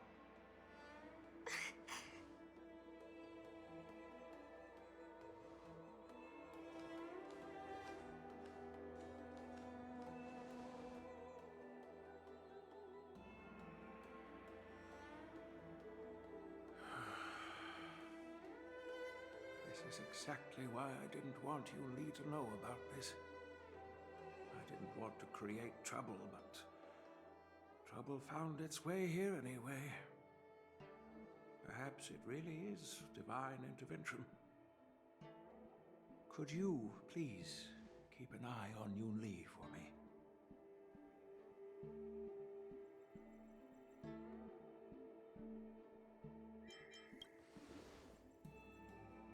That is a tall order, but I'm counting on you. I apologize for the unfortunate interruption. Let us move on with the ceremony.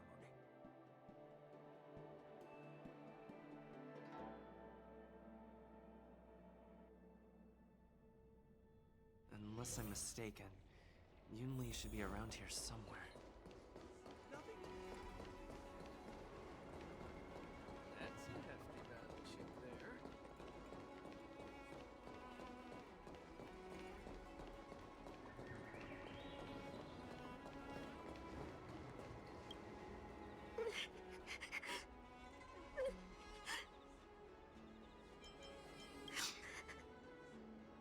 Stop watching me and say something.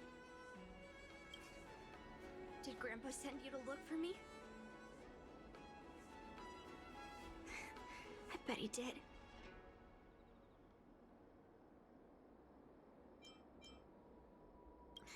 Just so you know, I'm here just waiting for the perfect moment to snatch that sword. And once I have it, I'll melt it down before anyone can react. Don't even think about stopping me. No one can stop me.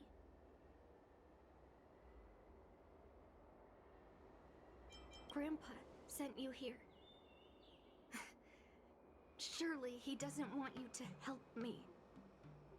Have you heard of cursed swords? That sword is one.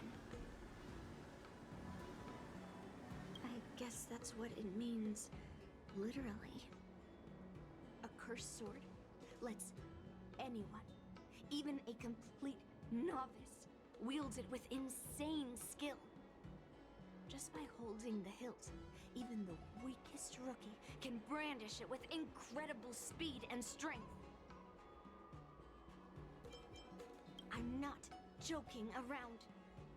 And I'm not making up some crazy story. While a cursed sword grants instant abilities to its wielder, it comes at a cost. It's like continuously adding fuel to the forge. With each swing, the sword drains the wielder's blood and essence. Day by day, the fuel will run out, leaving nothing but an empty husk.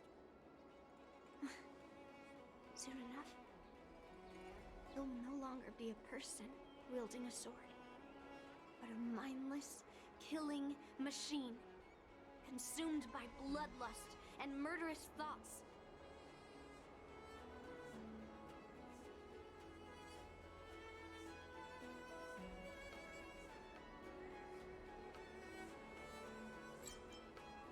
I wonder if you've ever heard of a creature called a heliobus. It loves to feed on human emotions and memories, and excels at manipulating its hosts.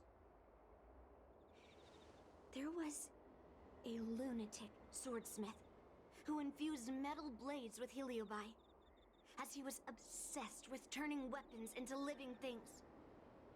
And this is how cursed swords were made. I know, I shouldn't have caused a scene at the sword gifting ceremony. But I've thought this through. If I don't make a fuss now, that cursed sword will cause a whole lot more trouble. So it's better if it's me causing the trouble.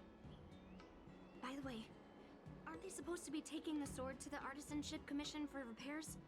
Why haven't they come out yet? Any ideas?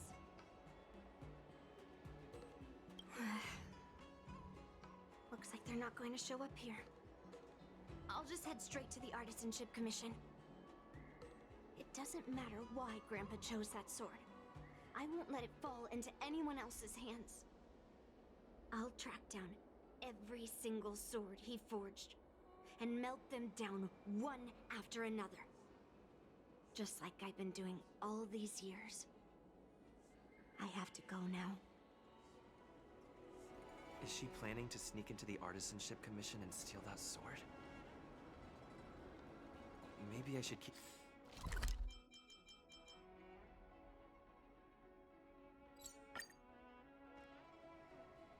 The Artisanship Commission is so big. Where could she be?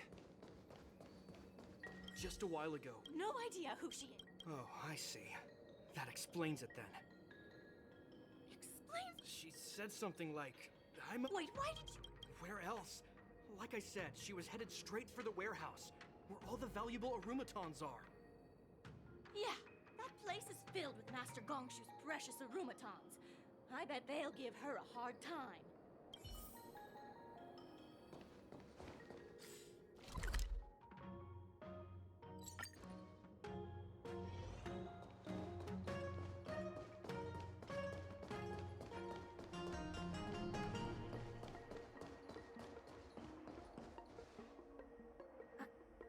What are you doing here?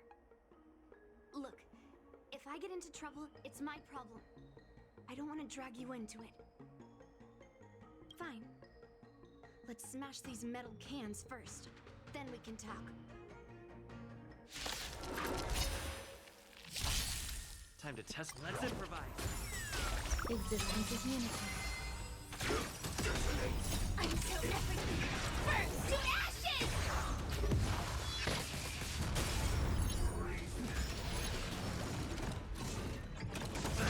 Confidence. Fight to land!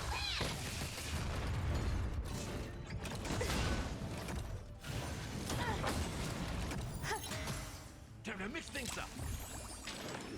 Still the same line. Let the show begin! Set to the sea,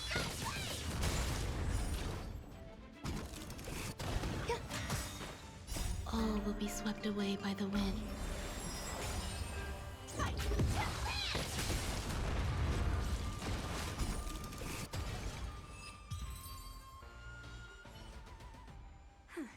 That was the last of them. Thank you for helping me out. This place is heavily guarded, but there's nothing but arumatons. Where is the arsenal? Seems like not even those craftsmen know where the arsenal is. At this rate, we won't find anything.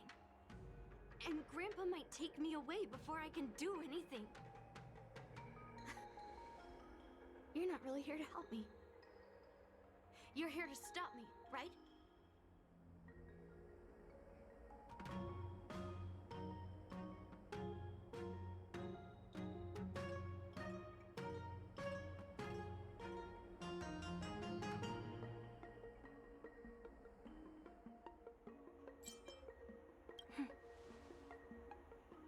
have a kind soul. But if you want to stop me, you'll have to prove yourself. You probably think I'm being impulsive and unreasonable, right? No, really. Do I come across that way? Well, I guess I can't deny it.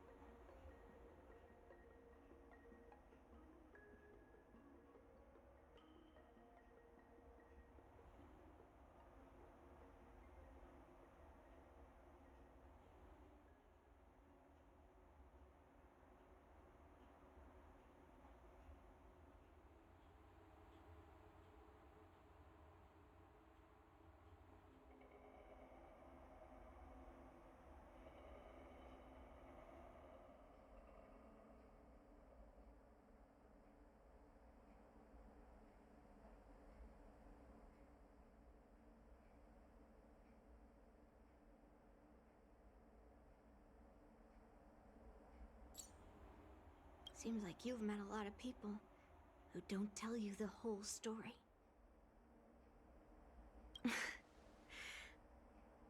Look. I owe you an explanation. But this isn't the best place to talk. We need to find somewhere else. Let me be clear, though. I'm still pretty riled up. This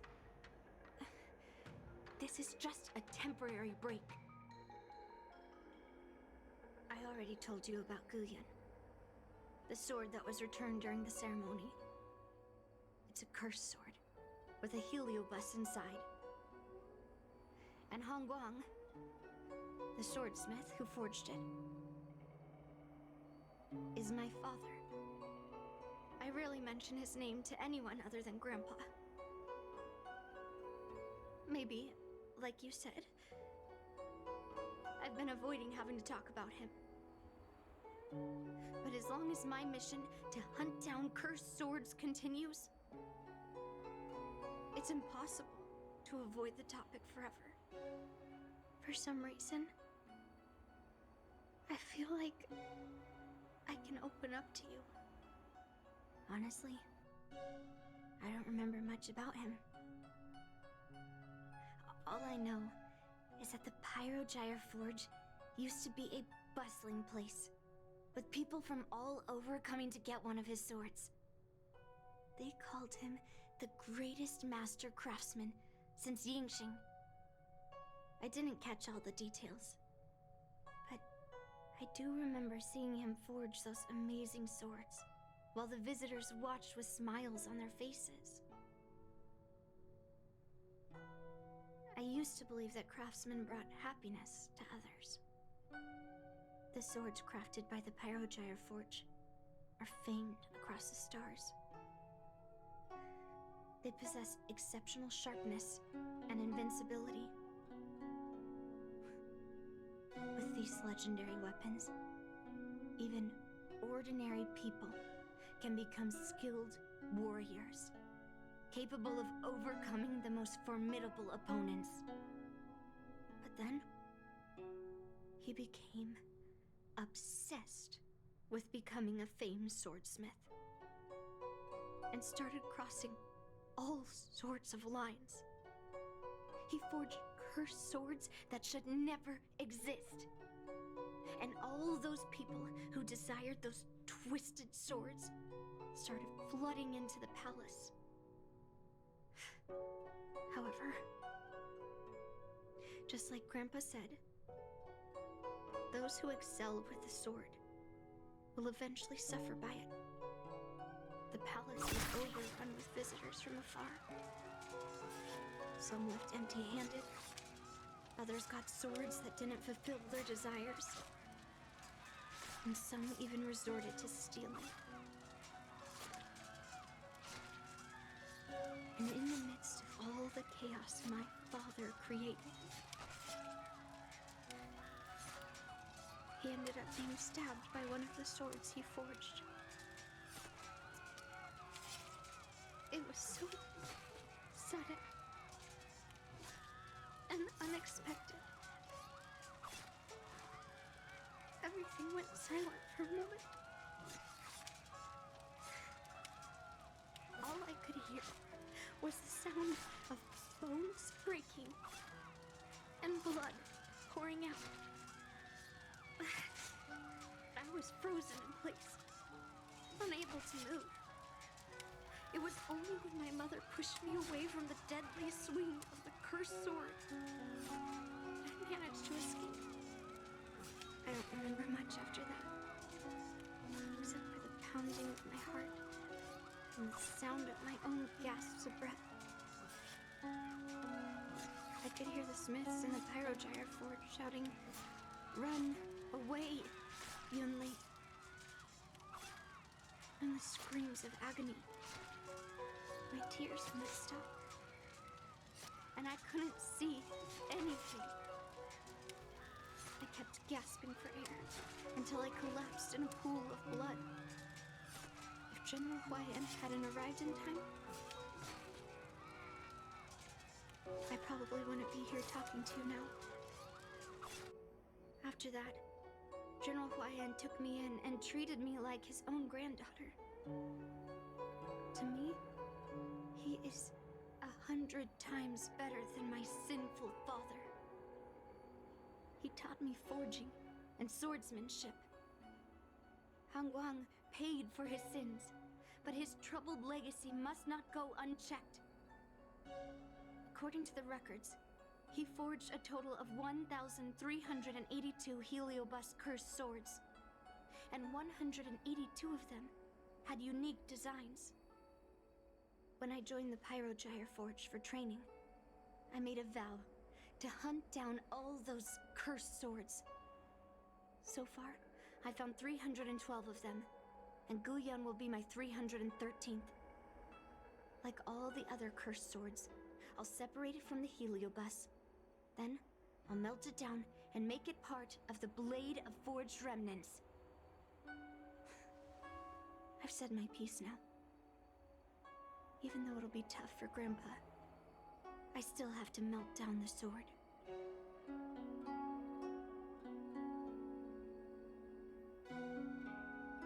Those travelers who came seeking Han Guang's swords all came in the name of justice and honor. Most of those so-called great heroes were heartless killers. They are only called heroes because they won. Many of the cursed swords I've destroyed had honorable and grand names, too. A legendary sword and a butcher's knife are often just different ways of describing the same thing. Somehow, after talking to you, I feel like I've cooled off a bit. Well, I'll have an honest conversation with Grandpa tomorrow. And I won't take any action against Gu Yun until he gives me his reasons.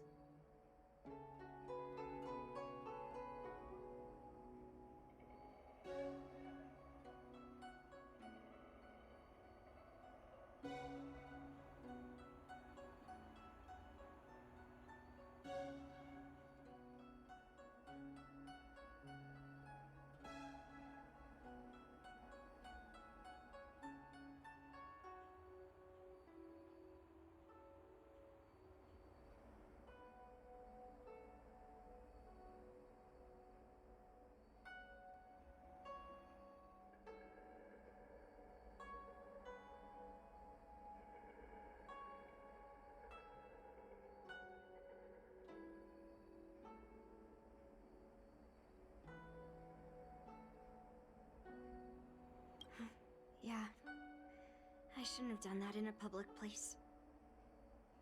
Anyway, thank you.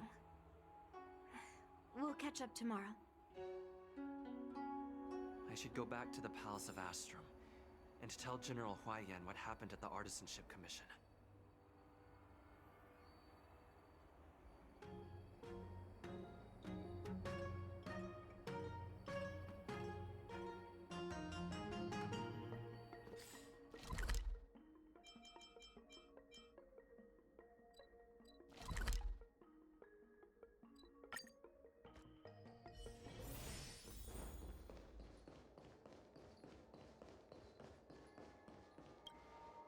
My granddaughter didn't cause any trouble, did she, young man?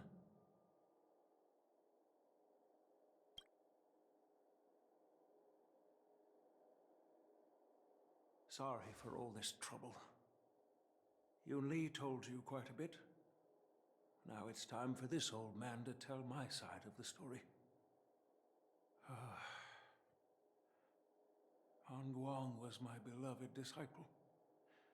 A rare genius not seen in the Pyrogyre Forge since Yingxing. However, talent can sometimes be a curse. He had an unusual fervor for forging, and he dreamed of forging a sword with self-awareness that surpassed that of humans. He believed it would make warriors invincible without any training. According to him, while weapons of mass destruction like Ju-Ming flames and alchemical arrows can destroy many enemies, true victory lies with soldiers who fearlessly fight, ready to lay their lives on the line. Usually, Xianzhou swordsmiths infuse a basic level of awareness into their swords to make them easier to wield. But even then, soldiers need to experience countless battles to overcome fear and sharpen their instincts. So,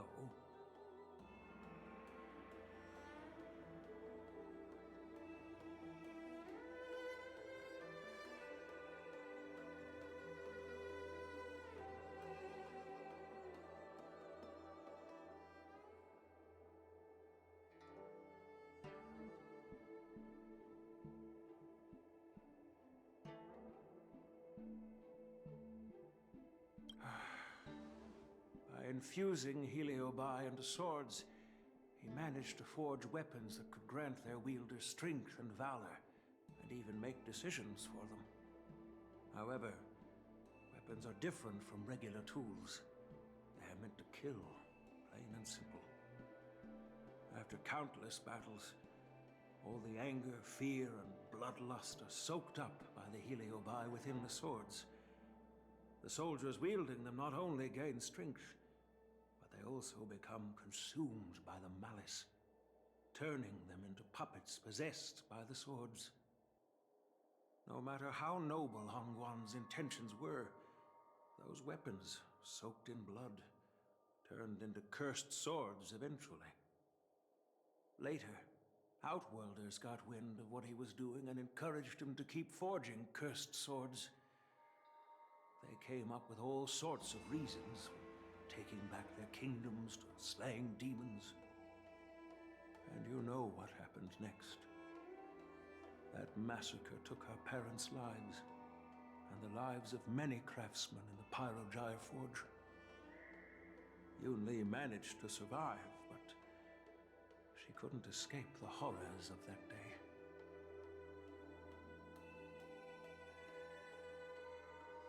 Yes. I don't want her to spend her whole life trapped under her father's shadow.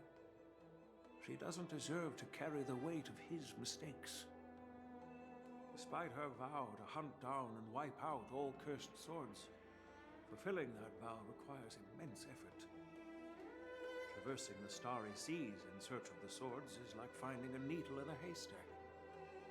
And to reclaim those swords, she has to duel the bloodthirsty wielders, teetering on the edge of life and death. She has taken back over 300 cursed swords, and has suffered the same number of fatal wounds. I took her in to give her a chance at a normal childhood, not to send her on a sword-hunting journey. Even if she manages to melt down all the cursed swords one day, what will she do with her life after?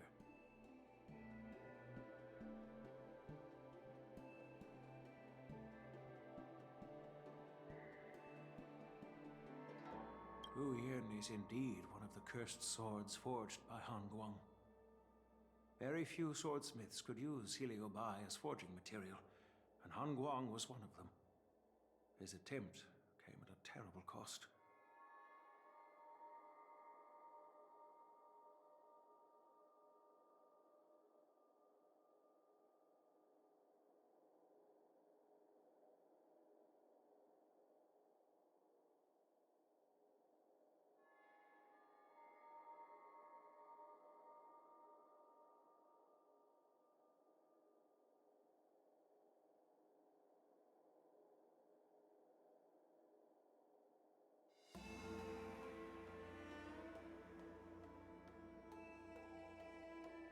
I thought this sword could be an opportunity.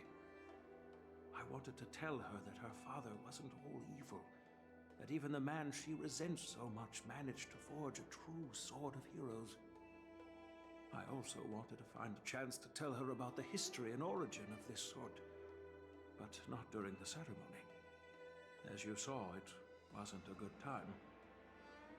I've instructed the Artisanship Commission to keep the sword safe in the arsenal. If you have any doubts, feel free to ask the people involved.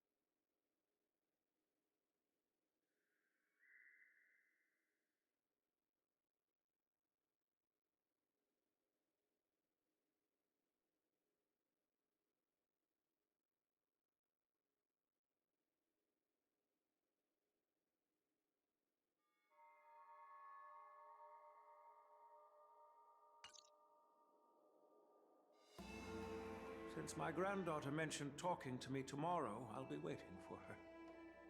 By the way, you watched over her for quite some time. You must be exhausted, aren't you?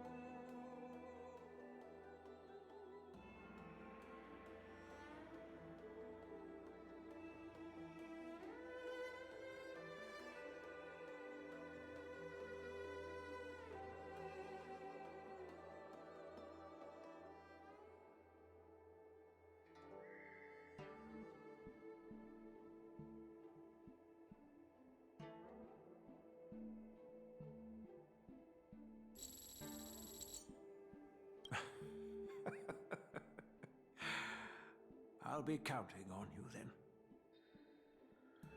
Time to go back and find that class-skipping March 7th. Please, take good care of you.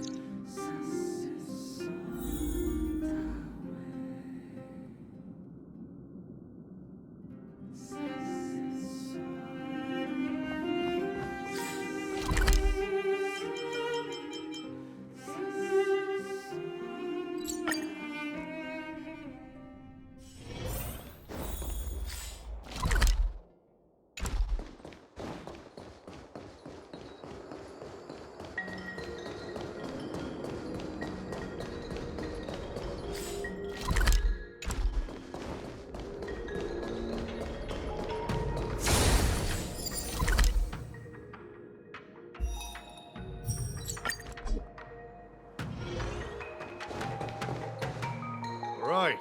Everyone is here. It's time for questioning. Yoon Lee, I'm sure you understand why the official called you here, right? Yeah? But I didn't steal the sword!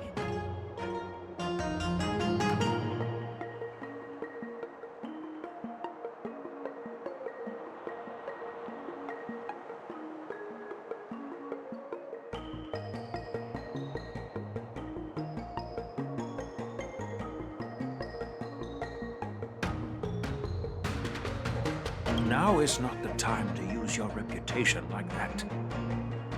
If we don't recover the sword, we will be breaking our promise to the Lawfu and betraying the delegation. We're counting on you to find the truth, Official Dahao. Yes. It's my duty to thoroughly investigate the case. Even though Yoon Lee is firm in her words, we can't just rely on her testimony. After everything, the sword still got stolen. They should have given it to me from the beginning.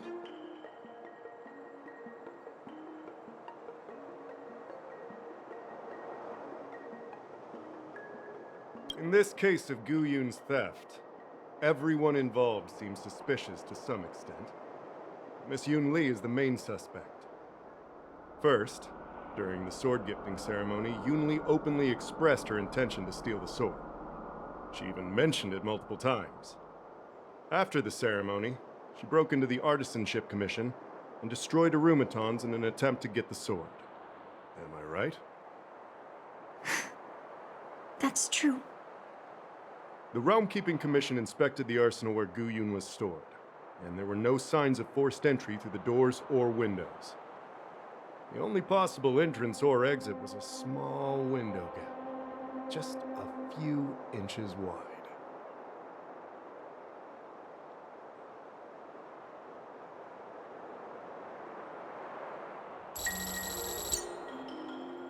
Hey! It's just a theft. The box containing Gu Yun was opened and the sword went missing.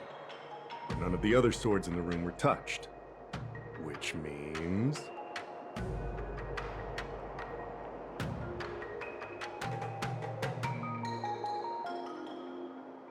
Well, I do know about the box and the cursed sword. Exactly. The suspect had a clear motive and took only Gu Yun. So, besides the ceremony participants, only the delegation members had access to the sword.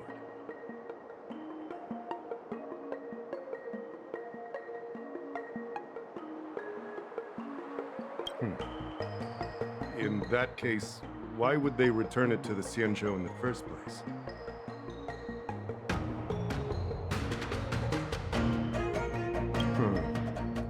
That makes sense. The delegation, led by the Knight of Beauty, delivered the sword to the Artisanship Commission. The craftsmen who received it testified that they didn't take anything from the arsenal.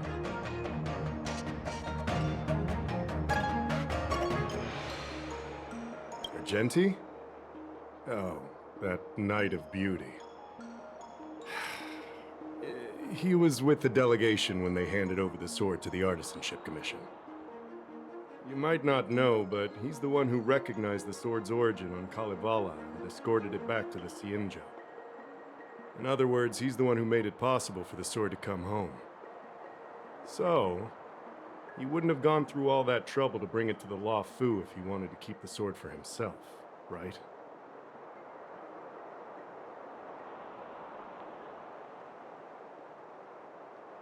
Master Gongshu checked the work records, and I questioned all the craftsmen and apprentices who were on shift at the time.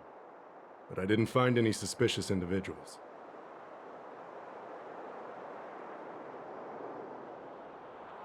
So, did you steal it?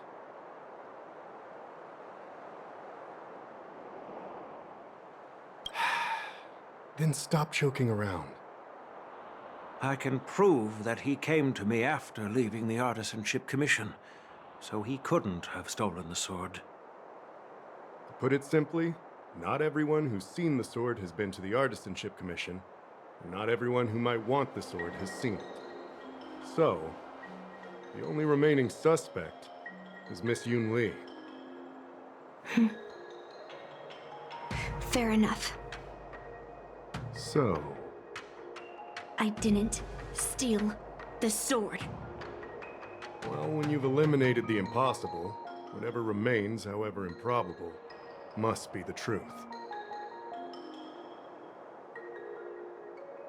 If you want to prove me wrong,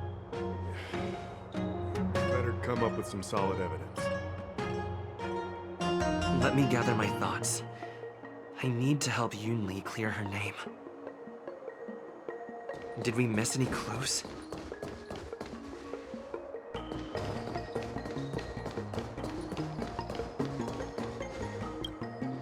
Yes, I received your message yesterday and went to the arsenal to check on it. But when I went back this morning, all that was left was the case. I don't know anything else, so asking more questions won't help, I'm afraid.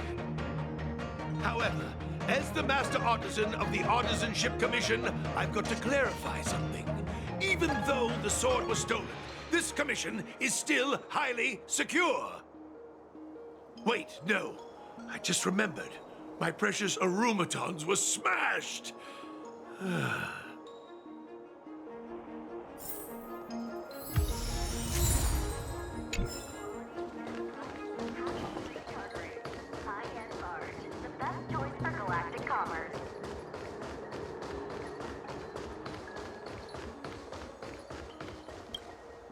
I don't want to make things difficult for official Dahao.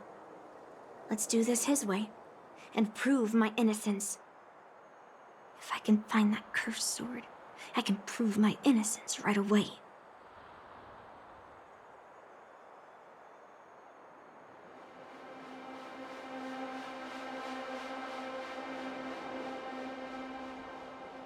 Well, don't blame me if I find it first. And melt it down. There's something else bothering me. Why would the thief take the sword, but leave the case behind? Did they melt down the sword like I wanted to? I mean, carrying around the sword like that would be pretty conspicuous. Wouldn't a thief prefer to take the case as well?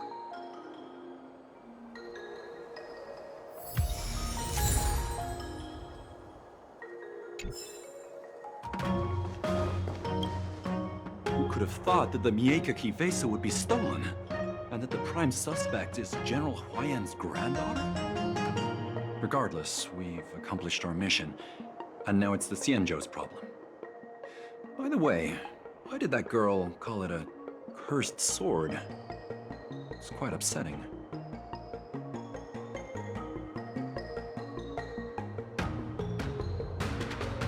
That's enough, young man. Let me get something straight. On Kalevala, this sword has always been highly revered. The first master of the Miekaki vesa slew countless demons and then passed it down to a line of wise monarchs. The monarchs would heed the guidance of the hero spirits within the sword and gain insight into defeating their enemies.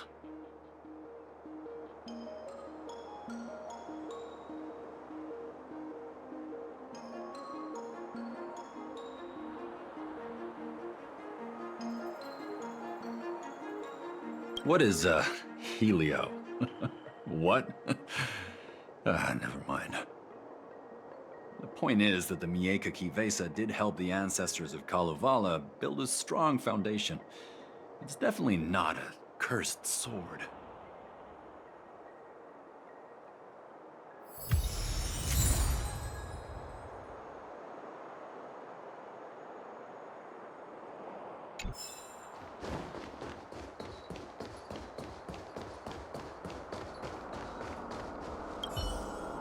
If you've found any clues, all right. Yoon Lee says she didn't steal the sword, and I am willing to believe her. But I know well that Yoon Lee can be impulsive. So if she did steal the sword on a whim, I won't show her any favors. You were with Yoon Lee yesterday, young man. So you have the chance to prove her innocence. Is there anything you need to ask me?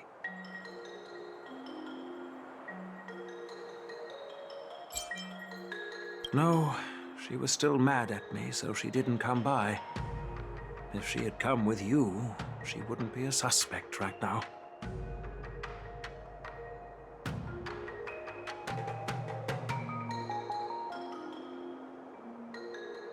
After the ceremony, Argenti carried the sword case, and together with the delegation, they were escorted by the Cloud Knights to the Artisanship Commission. The artisan there confirmed that the sword was safely stored.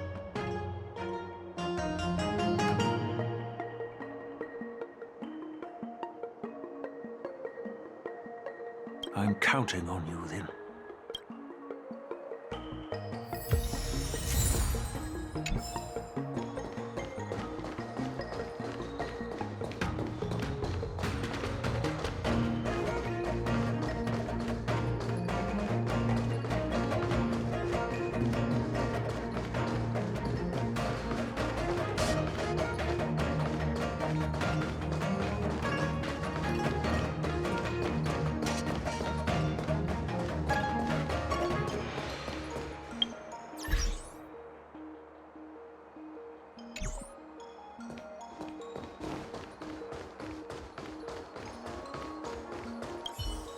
The point is,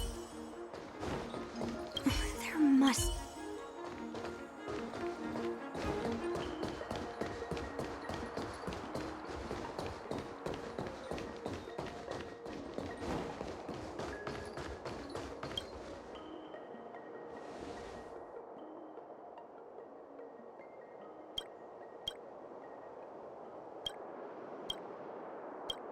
So...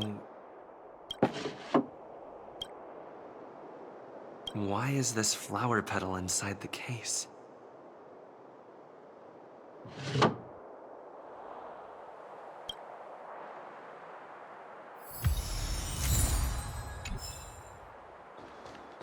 If you've found any clues, feel free.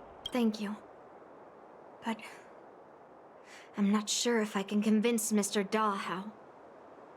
100% sure. Fine. Let me go through my reasoning again, and you can interrupt if anything feels off. Throughout the entire incident, there was only one suspect who broke into the Artisanship Commission, and that was Miss Yoon Lee.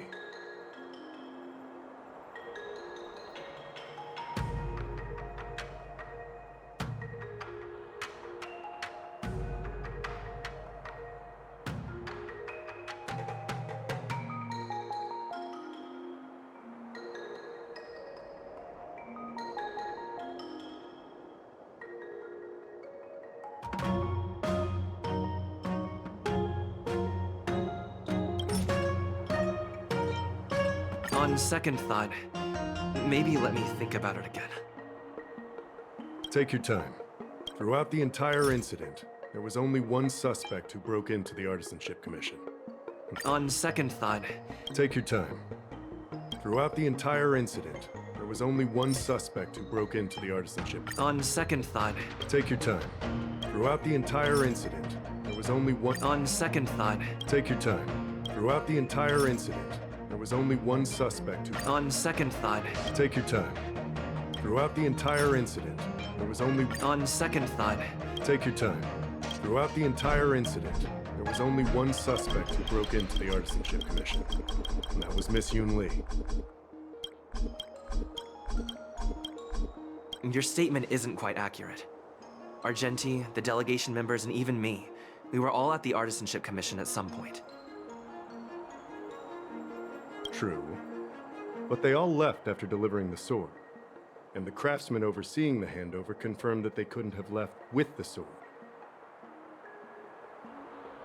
We looked into it as well. Before Gu Yun was handed over, the side crane at the entrance of the Artisanship Commission captured you leaving. But there's no record of Miss Yoon Lee leaving. Why would I dare leave through the main entrance after smashing the Arumatons?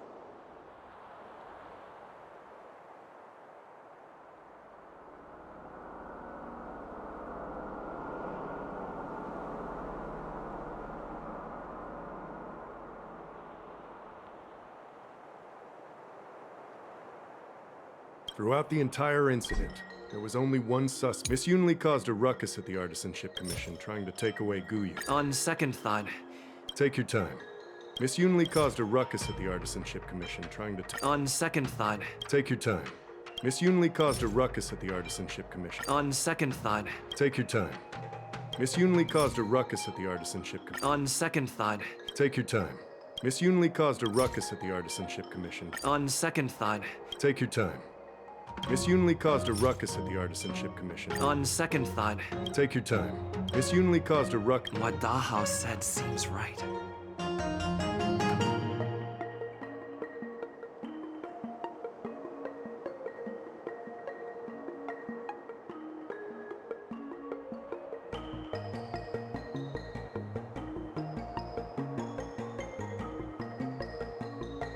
Exactly. So at least Yun Li didn't steal the sword at that time, because we were at the Arumaton warehouse. If your testimony is reliable. I'm not implying anything, but we need to scrutinize every piece of evidence.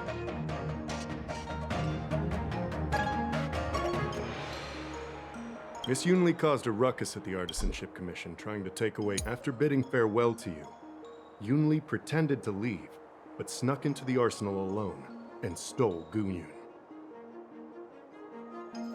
We haven't found any other suspects or evidence. Can I prove this? Throughout the entire incident, there was only one suspect who broke into the Artisanship. Miss Yunli caused a ruckus at the Artisanship Commission, trying to take... After bidding farewell to you, Yunli pretended to leave, but snuck into the... On second thought... Take your time. After bidding farewell to you, Yunli On second thought... Take your time. After bidding farewell to you, Yunli pretended to leave, but snuck into the arsenal alone. And wait, you messaged Master Gongshu? I had no idea. Well, that's some solid proof right there.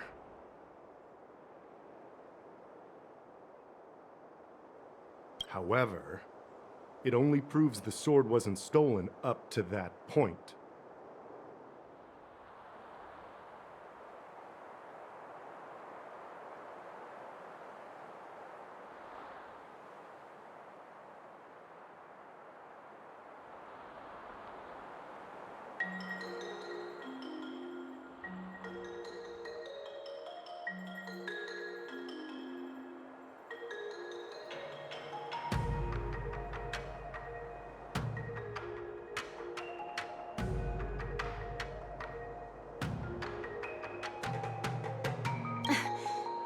I didn't do it! After bidding farewell to you, Yunli pretended to leave, but snuck into the arsenal alone. On second thought... Take your time. After bidding farewell to you. On second thought... Take your time. After bidding farewell to you. On second thought... Take your time. After bidding farewell to you, Yunli We haven't found any other suspects or evidence.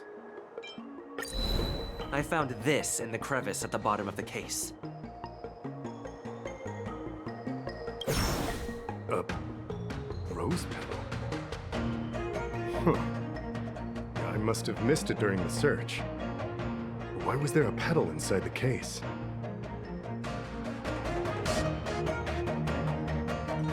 I don't know. But I do know that wherever that Knight of Beauty goes, he always leaves behind a trail of rose petals that's almost impossible to clean up.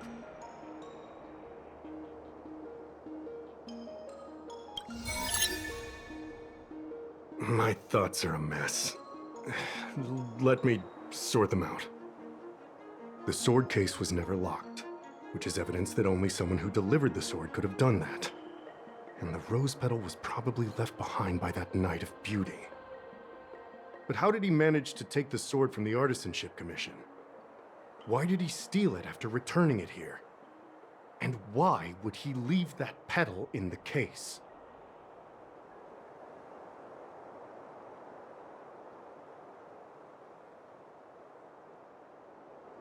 I know. Guyun flew out of the case on its own. The Knight of Beauty only unlocked the box to aid its escape. Don't be ridiculous. How can a sword escape from a case on its own? You've never seen a flying sword before? I've only heard about the Mieka Kifesa being able to fly in legends. But even if it could fly, why would the Knight of Beauty do this? Like I said, the sword contains a heliobus. Argenti must have been under the control of the sword. Maybe he was under its control even before you arrived on the Lofu. Official Dahao, where can we find that knight? Let me see. The docking location of Argenti's ship. The one and only. Let's go. We've got to find Argenti before that sword completely takes over his mind.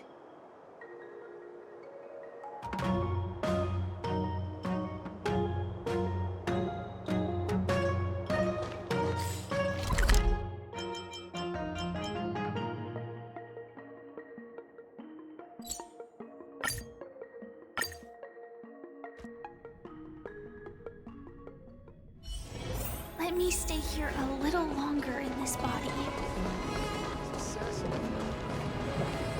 You can't change it no matter how hard you try. Quite a different experience looking down at stuff.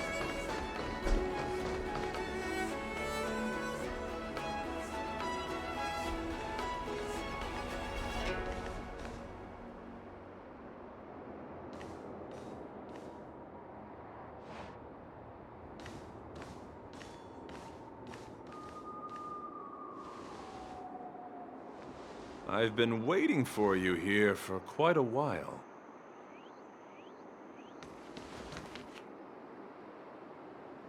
Knight of Beauty. You're the one who stole Guyun, right? Hand it over. You have no idea how dangerous that cursed sword is. Dangerous? In my humble opinion, the real danger is always the hand wielding the weapon.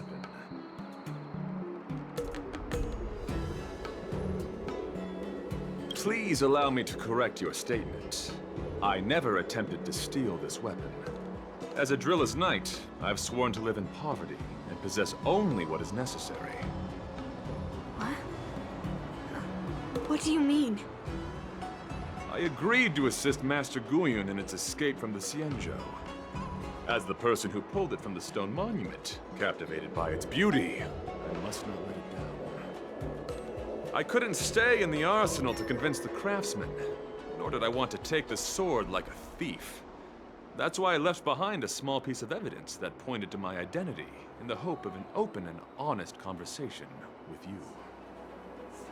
Whatever your reasons are, you're planning to take the cursed sword away from the Xianzhou. Hand it over to me! Back then, it was the beauty of Master Guyun that impressed me. So I willingly embarked on the journey to return the sword. But unfortunately, Master Guyun's homeland is no longer the ideal place for it to return to. As a Knight of Beauty, I must not abandon it halfway. Oh no. He's completely captivated by the power of that cursed sword.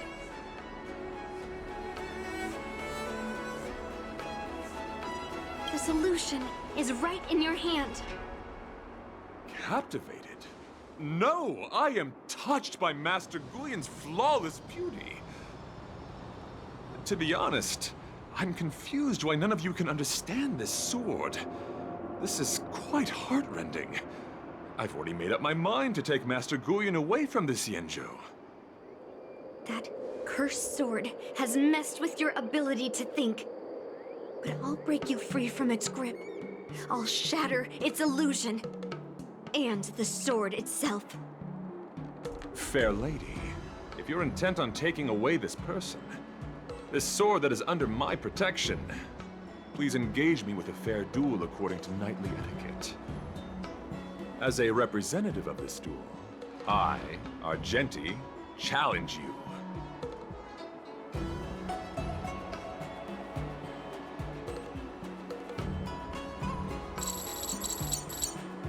I swear on the spirit of chivalry, in front of Adrilla the Beauty, that I will represent Master Guyun in this duel.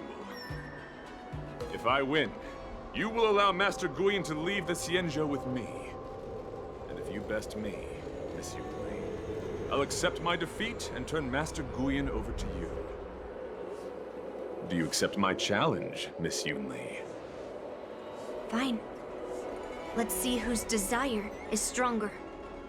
Your desire to take it away, or my desire to hunt down all cursed swords. Show me what you've got. You're not going to use Guyon to fight for victory? Well, I know a thing or two about swordplay. In a proper duel like this, a knight should rely on the skills he's honed day and night.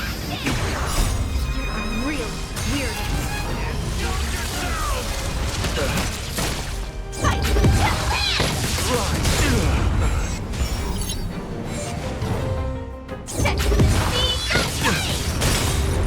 Let the show begin!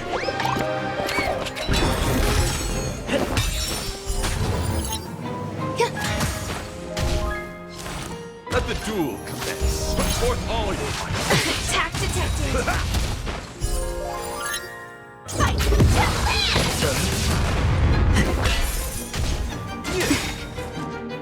All will be swept away by the wind.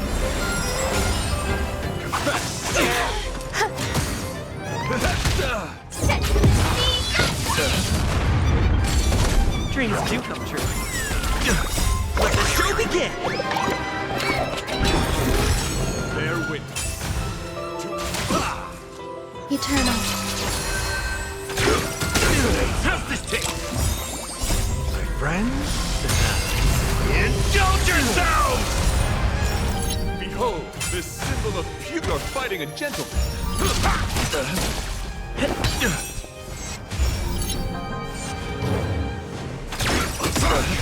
Until everything burns to ashes! All will be swept away by the wind. Let's try blood. Put forth all your might. Feel the same Rise to the challenge. Let the duel commence. Put forth all your might.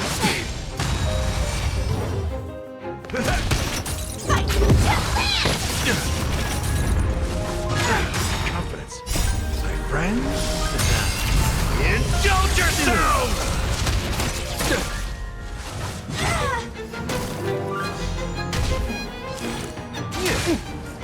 You're fighting a gentleman.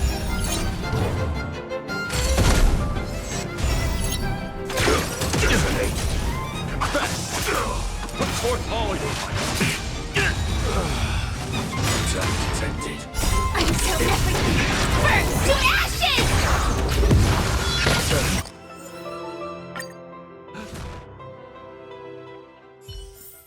Let me stay here longer in this body.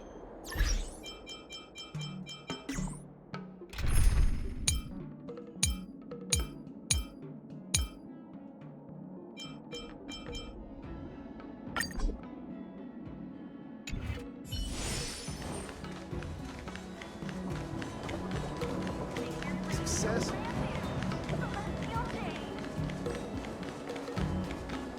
Quite a different experience looking down at stairs.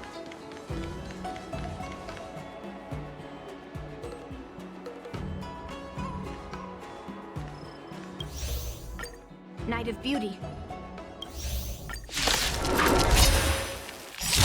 You're not going to use Guyon to fight for victory? Well, I know a thing or two about swordplay. In a proper duel like this, a knight should rely on the skills he's honed day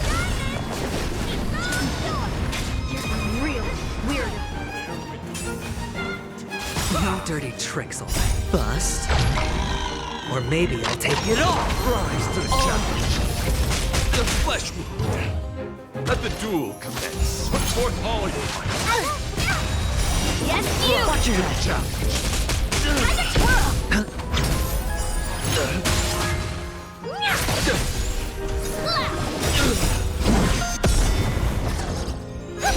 Rise to the Mountains challenge. fall! Let's try Bust. Or maybe I'll take it off! The flesh behold, the symbol of beauty. Rise to the challenge. Strike! You're fighting a gentleman. Right on time. Watch your head! Stars Echo!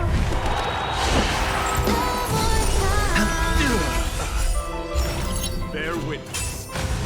Let the duel commence. This big diamond! It's all yours! Time to twirl!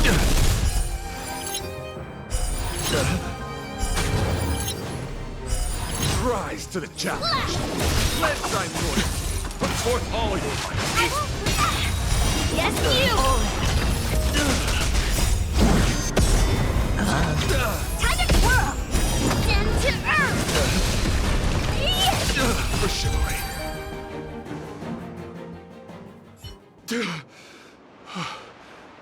I've lost.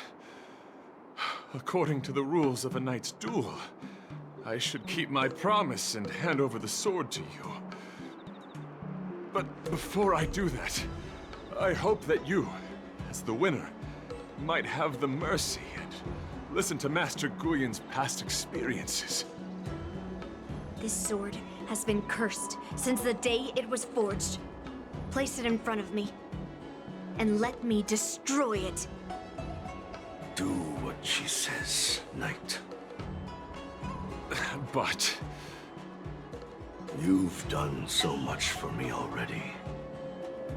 It's time for me to face her alone.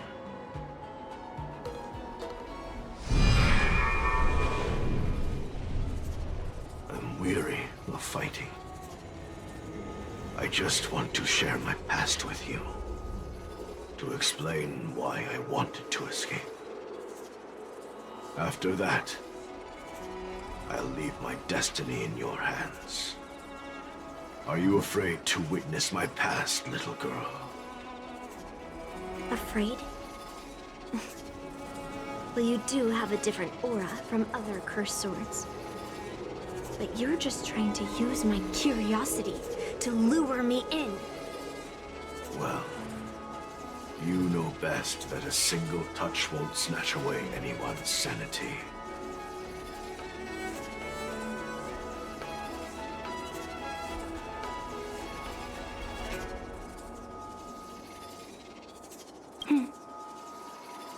Fine. Show me your past.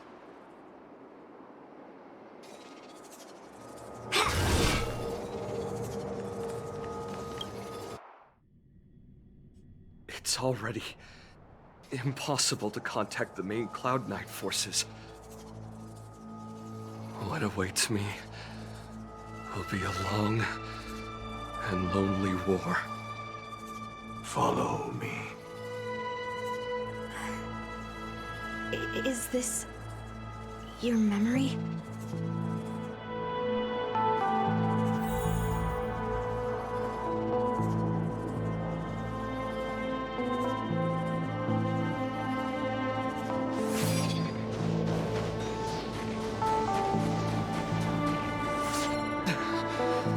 It's so cold here. I didn't feel it when I was in the thick of battle, but now it's freezing me to the bone.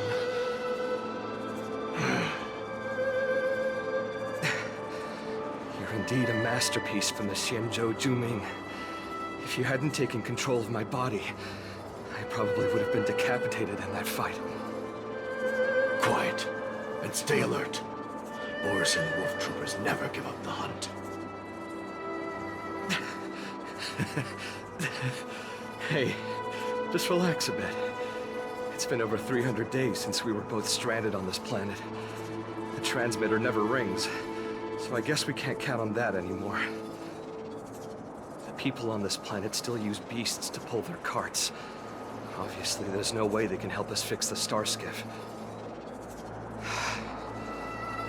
Looks like we're stranded on this forsaken planet for the rest of our lives. The rest of a Xianzhou native's life could be terribly long. Are you feeling any desperation? All by yourself in this hostile world? Yeah, a bit. Perhaps.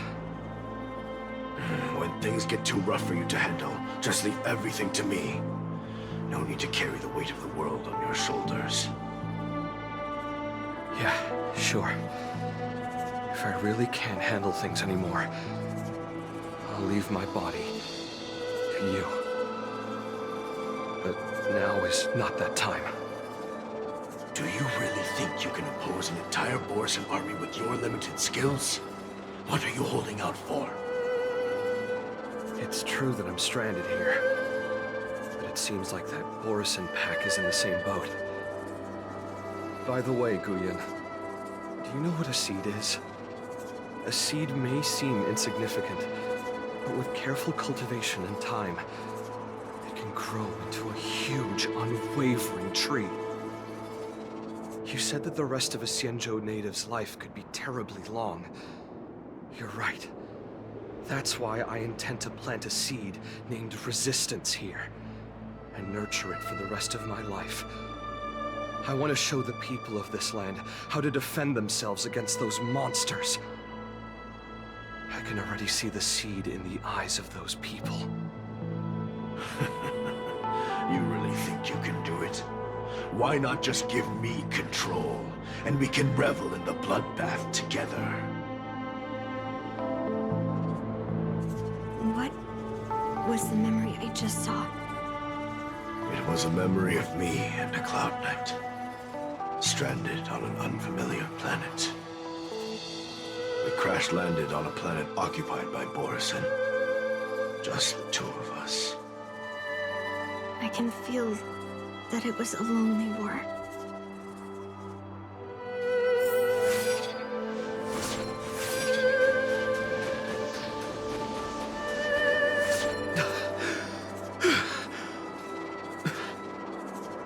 I'm alive. All the young people in the village. They died. They died for you. They died because of your big promises. Promising them a life free from the Borisin. I tasted their despair before death. They didn't see it coming, and neither will you. I can't stay here. Let's move on to the next village. Why? What's the point? You and your sorry excuse for an army have been fighting for over 3 decades, and you haven't won a single battle. What you're sowing is not resistance, but despair. This world is hopeless. It's completely infested with packs of Borisin. You see their numbers, and you know their methods. And those coloners you've put your hopes in, they just kneel down and worship the monsters devouring their children and families, calling them their Beastmasters. You beheaded one of the Beastmasters for their sake, but they turned on you because they were scared of the Borisin taking revenge. You remember all that, right?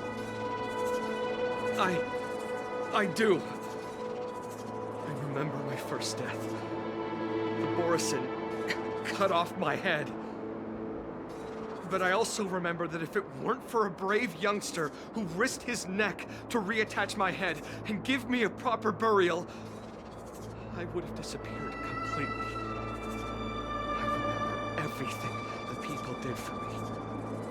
They left food at the entrance of my cave, fixed my fur coat, and some even joined my resistance. The rest of the Xianzhou native's life is still terribly long. There will be new youngsters who will stand beside me in battle. Time is on our side.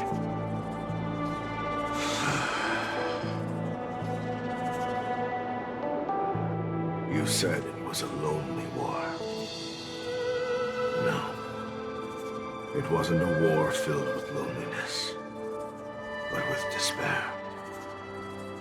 So much despair that I don't want to ever taste it again.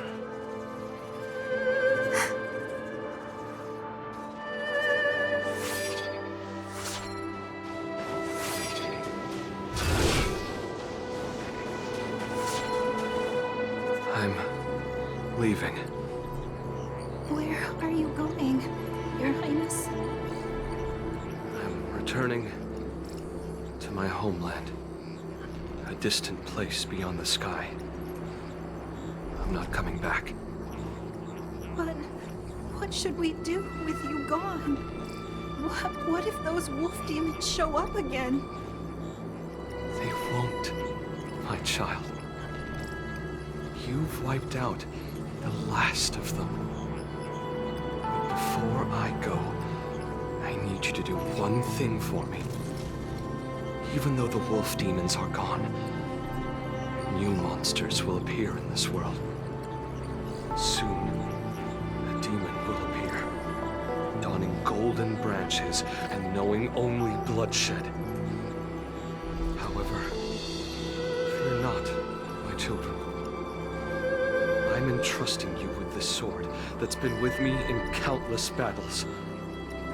Use the skills I've taught you over the years, and you'll surely defeat that last demon. But that's not all. I need you to construct a stone monument for me. It must be large and sturdy enough to seal the remains of that demon forever. This is a debt you owe me, and you must fulfill it. Do you understand? You lied to them.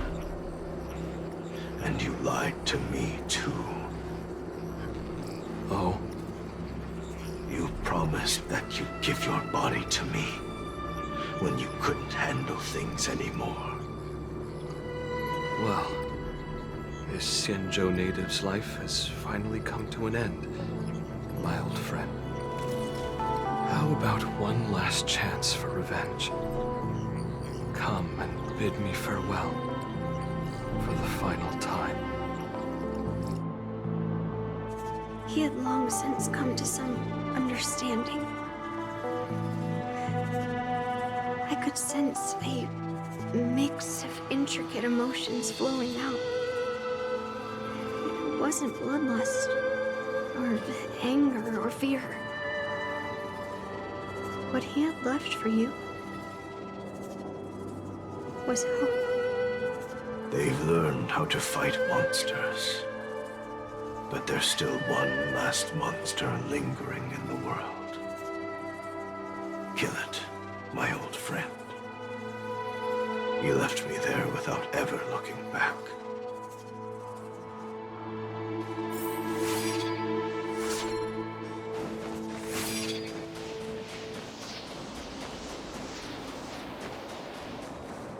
Thank you, my old friend. Heliobi can taste human emotions. How do my emotions taste? My old friend.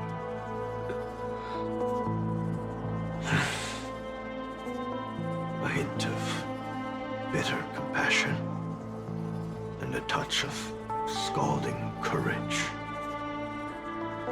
Your heart's deepest desire is to end the war once and for all. Now, the war is finally over. Can you hear? Even though you can't hear me anymore, my old friend, I'll do everything I can to bring an end to all conflicts in this world. So, this is the past of the Kalevalan people's Sword of Heroes? You helped the people of that world bring an end to war? No, I did not. I am a weapon, and I only became the cause of more conflicts. Countless monarchs of Kalevala saw me as a symbol of kingship endowed by nature, and they waged wars in order to possess me. I grew tired of their wicked intentions. I didn't want to kill for anyone anymore. So I returned to the stone monument where my master was buried. And since then, no one, was able to remove me from it. But you allowed Argenti to take you away? Because even after all this time, I still wanted my master to come home.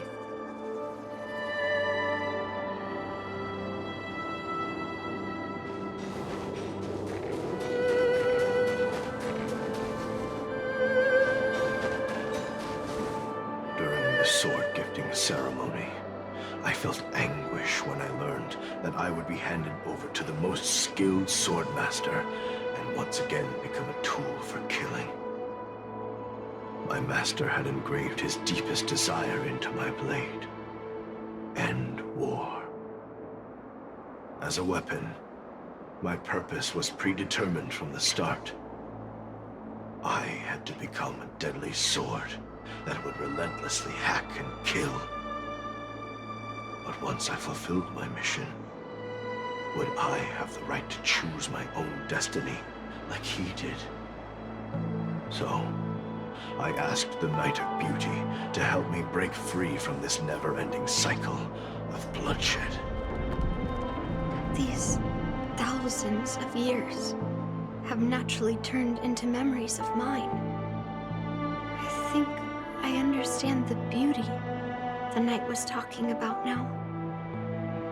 I don't want to be a sword that brings death. My war ended long ago.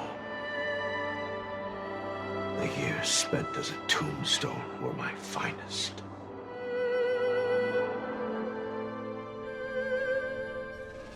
I've told you everything about my experience with Master Guyan on Kalevala.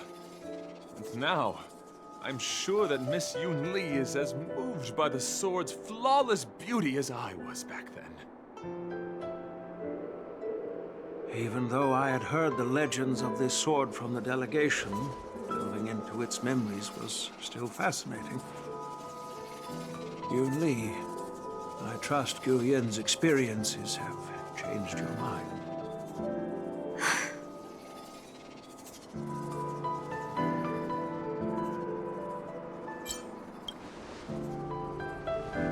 That's why Grandpa hid it from me. So I wouldn't make a hasty decision.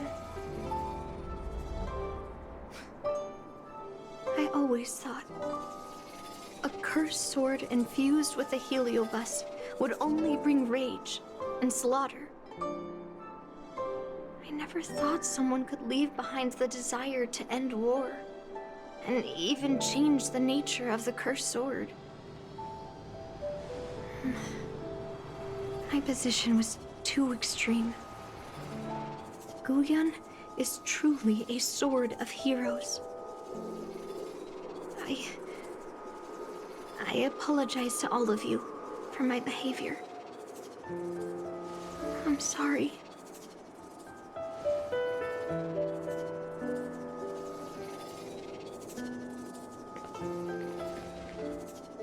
Now that we've proven Miss Yun Li's innocence and found the sword, should we now return it to the arsenal?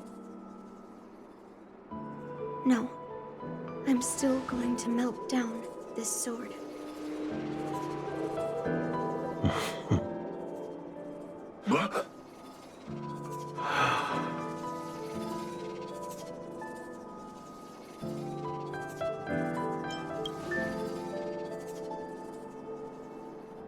I've heard your true desires, Guyan.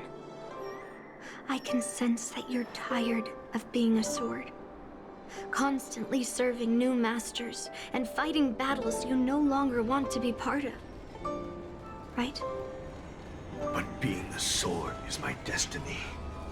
I'm doomed to serve some master and fight battles endlessly. Can the wind choose to stop blowing? Can a cloud choose to stop drifting? No. It's the same for me. A creation with a predetermined destiny. That's not true, Guyan. That nameless swordmaster shaped his own destiny. So you can too. I just can't picture my destiny being anything other than that of a sword. Do Do you remember when you stood alone in front of the Swordmaster's stone monument? People admired you because you carried the memories of the hero. You were no longer a sword. You were a memorial. Later, as I became worn and weathered, the gentle wind would pass through the hollows of my body, creating melodic tones that echoed in the distant mountains. I became a musical instrument then. I miss those times. Can a creation become what it wants to be? The answer is yes. I'll grant your wish, Guyan, and transform you into something different. Something different? But this is the price for the war dance. If the Kalevalan delegation finds out... Please, say something, General Huayan. Well, my granddaughter has always been stubborn. Are you really sure about this, Yunli? What do you all think?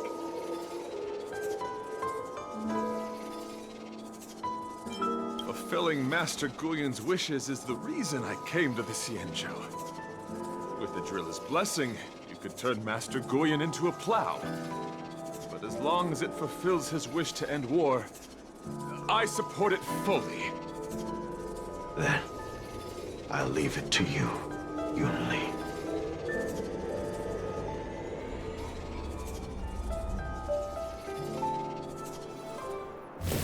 It's been an honor getting to know you like this. The honor is mine. Thank you, Yunli.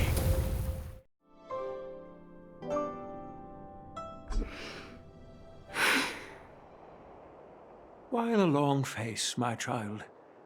Are you feeling regret, perhaps? You were completely determined when melting down the sword. So, why the sudden change of heart? Grandpa, I melted down the prize for the war dance. How are you going to explain this to the lawful? Oh, am I hearing right? This little girl is worried about her grandpa. Didn't see that coming. If only I'd talked to you from the beginning, Grandpa. Maybe things wouldn't have escalated like this. But at least Guyan got what it wanted. I have no regrets there. When it comes to swords, you and your father are cut from the same cloth. So, are you planning to continue melting down the rest of Hongguang's swords? Yeah. Guyan is unique. But the other cursed swords are still too dangerous for anyone to handle. But maybe I'll try to be more patient next time. Be more patient. Well said. Remember what you learned today, because there will be many more situations in the future that will require you to be more patient. Understood. But what about the prize? Well, ever since you showed up at the ceremony, I had a hunch. So I prepared another sword as a backup plan. And don't worry, this one has nothing to do with Heliobi. That's perfect.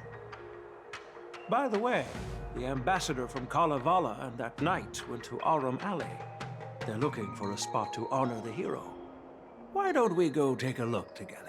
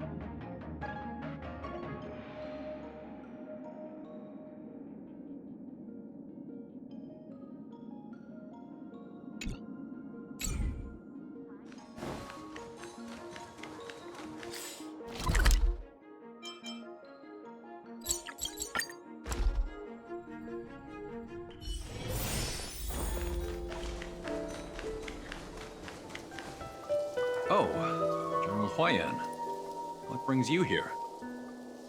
Well, my granddaughter was inspired by the heroic legends told by the Mieka Kivesa, so she dragged me here to take a look.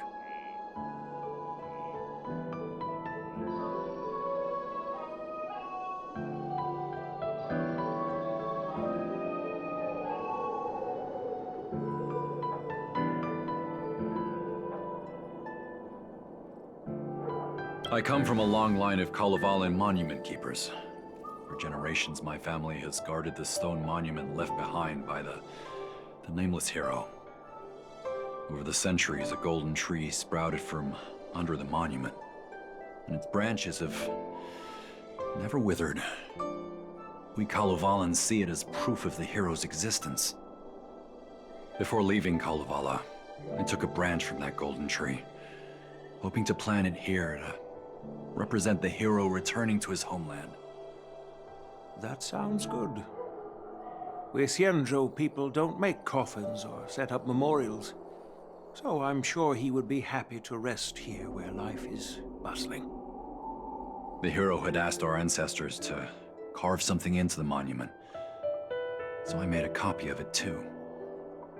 While the inscription is pretty worn with age, perhaps you can still make out some of it. I have drifted far from my homeland and am on the brink of death. Yet, I take solace in having honorably fulfilled my duties. Should you feel compassion for me, kind traveler, please take a handful of soil hence and bring it back to the Lawfu. Mr. Pavo, I wonder if that hero ever left a name in your history. I apologize, but the hero's epic battles happened long ago, and he did not leave any name for us to call him. But in our mythology, he came from the heavens, and so we call him the Cloud Knight. Welcome home, Cloud Knight. Now, you can also rest here, Guyan.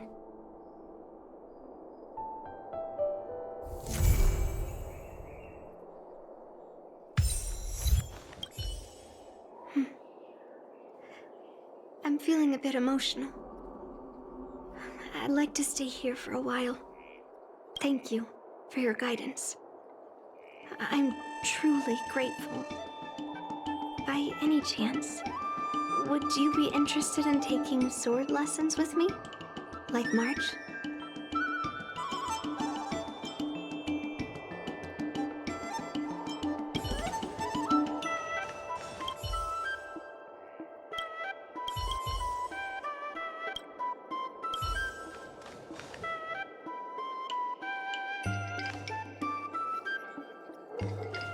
As a punishment for being an accomplice in this theft, General Huayan assigned me to guard this golden sapling and recite the story of the hero and this legendary sword to passers-by.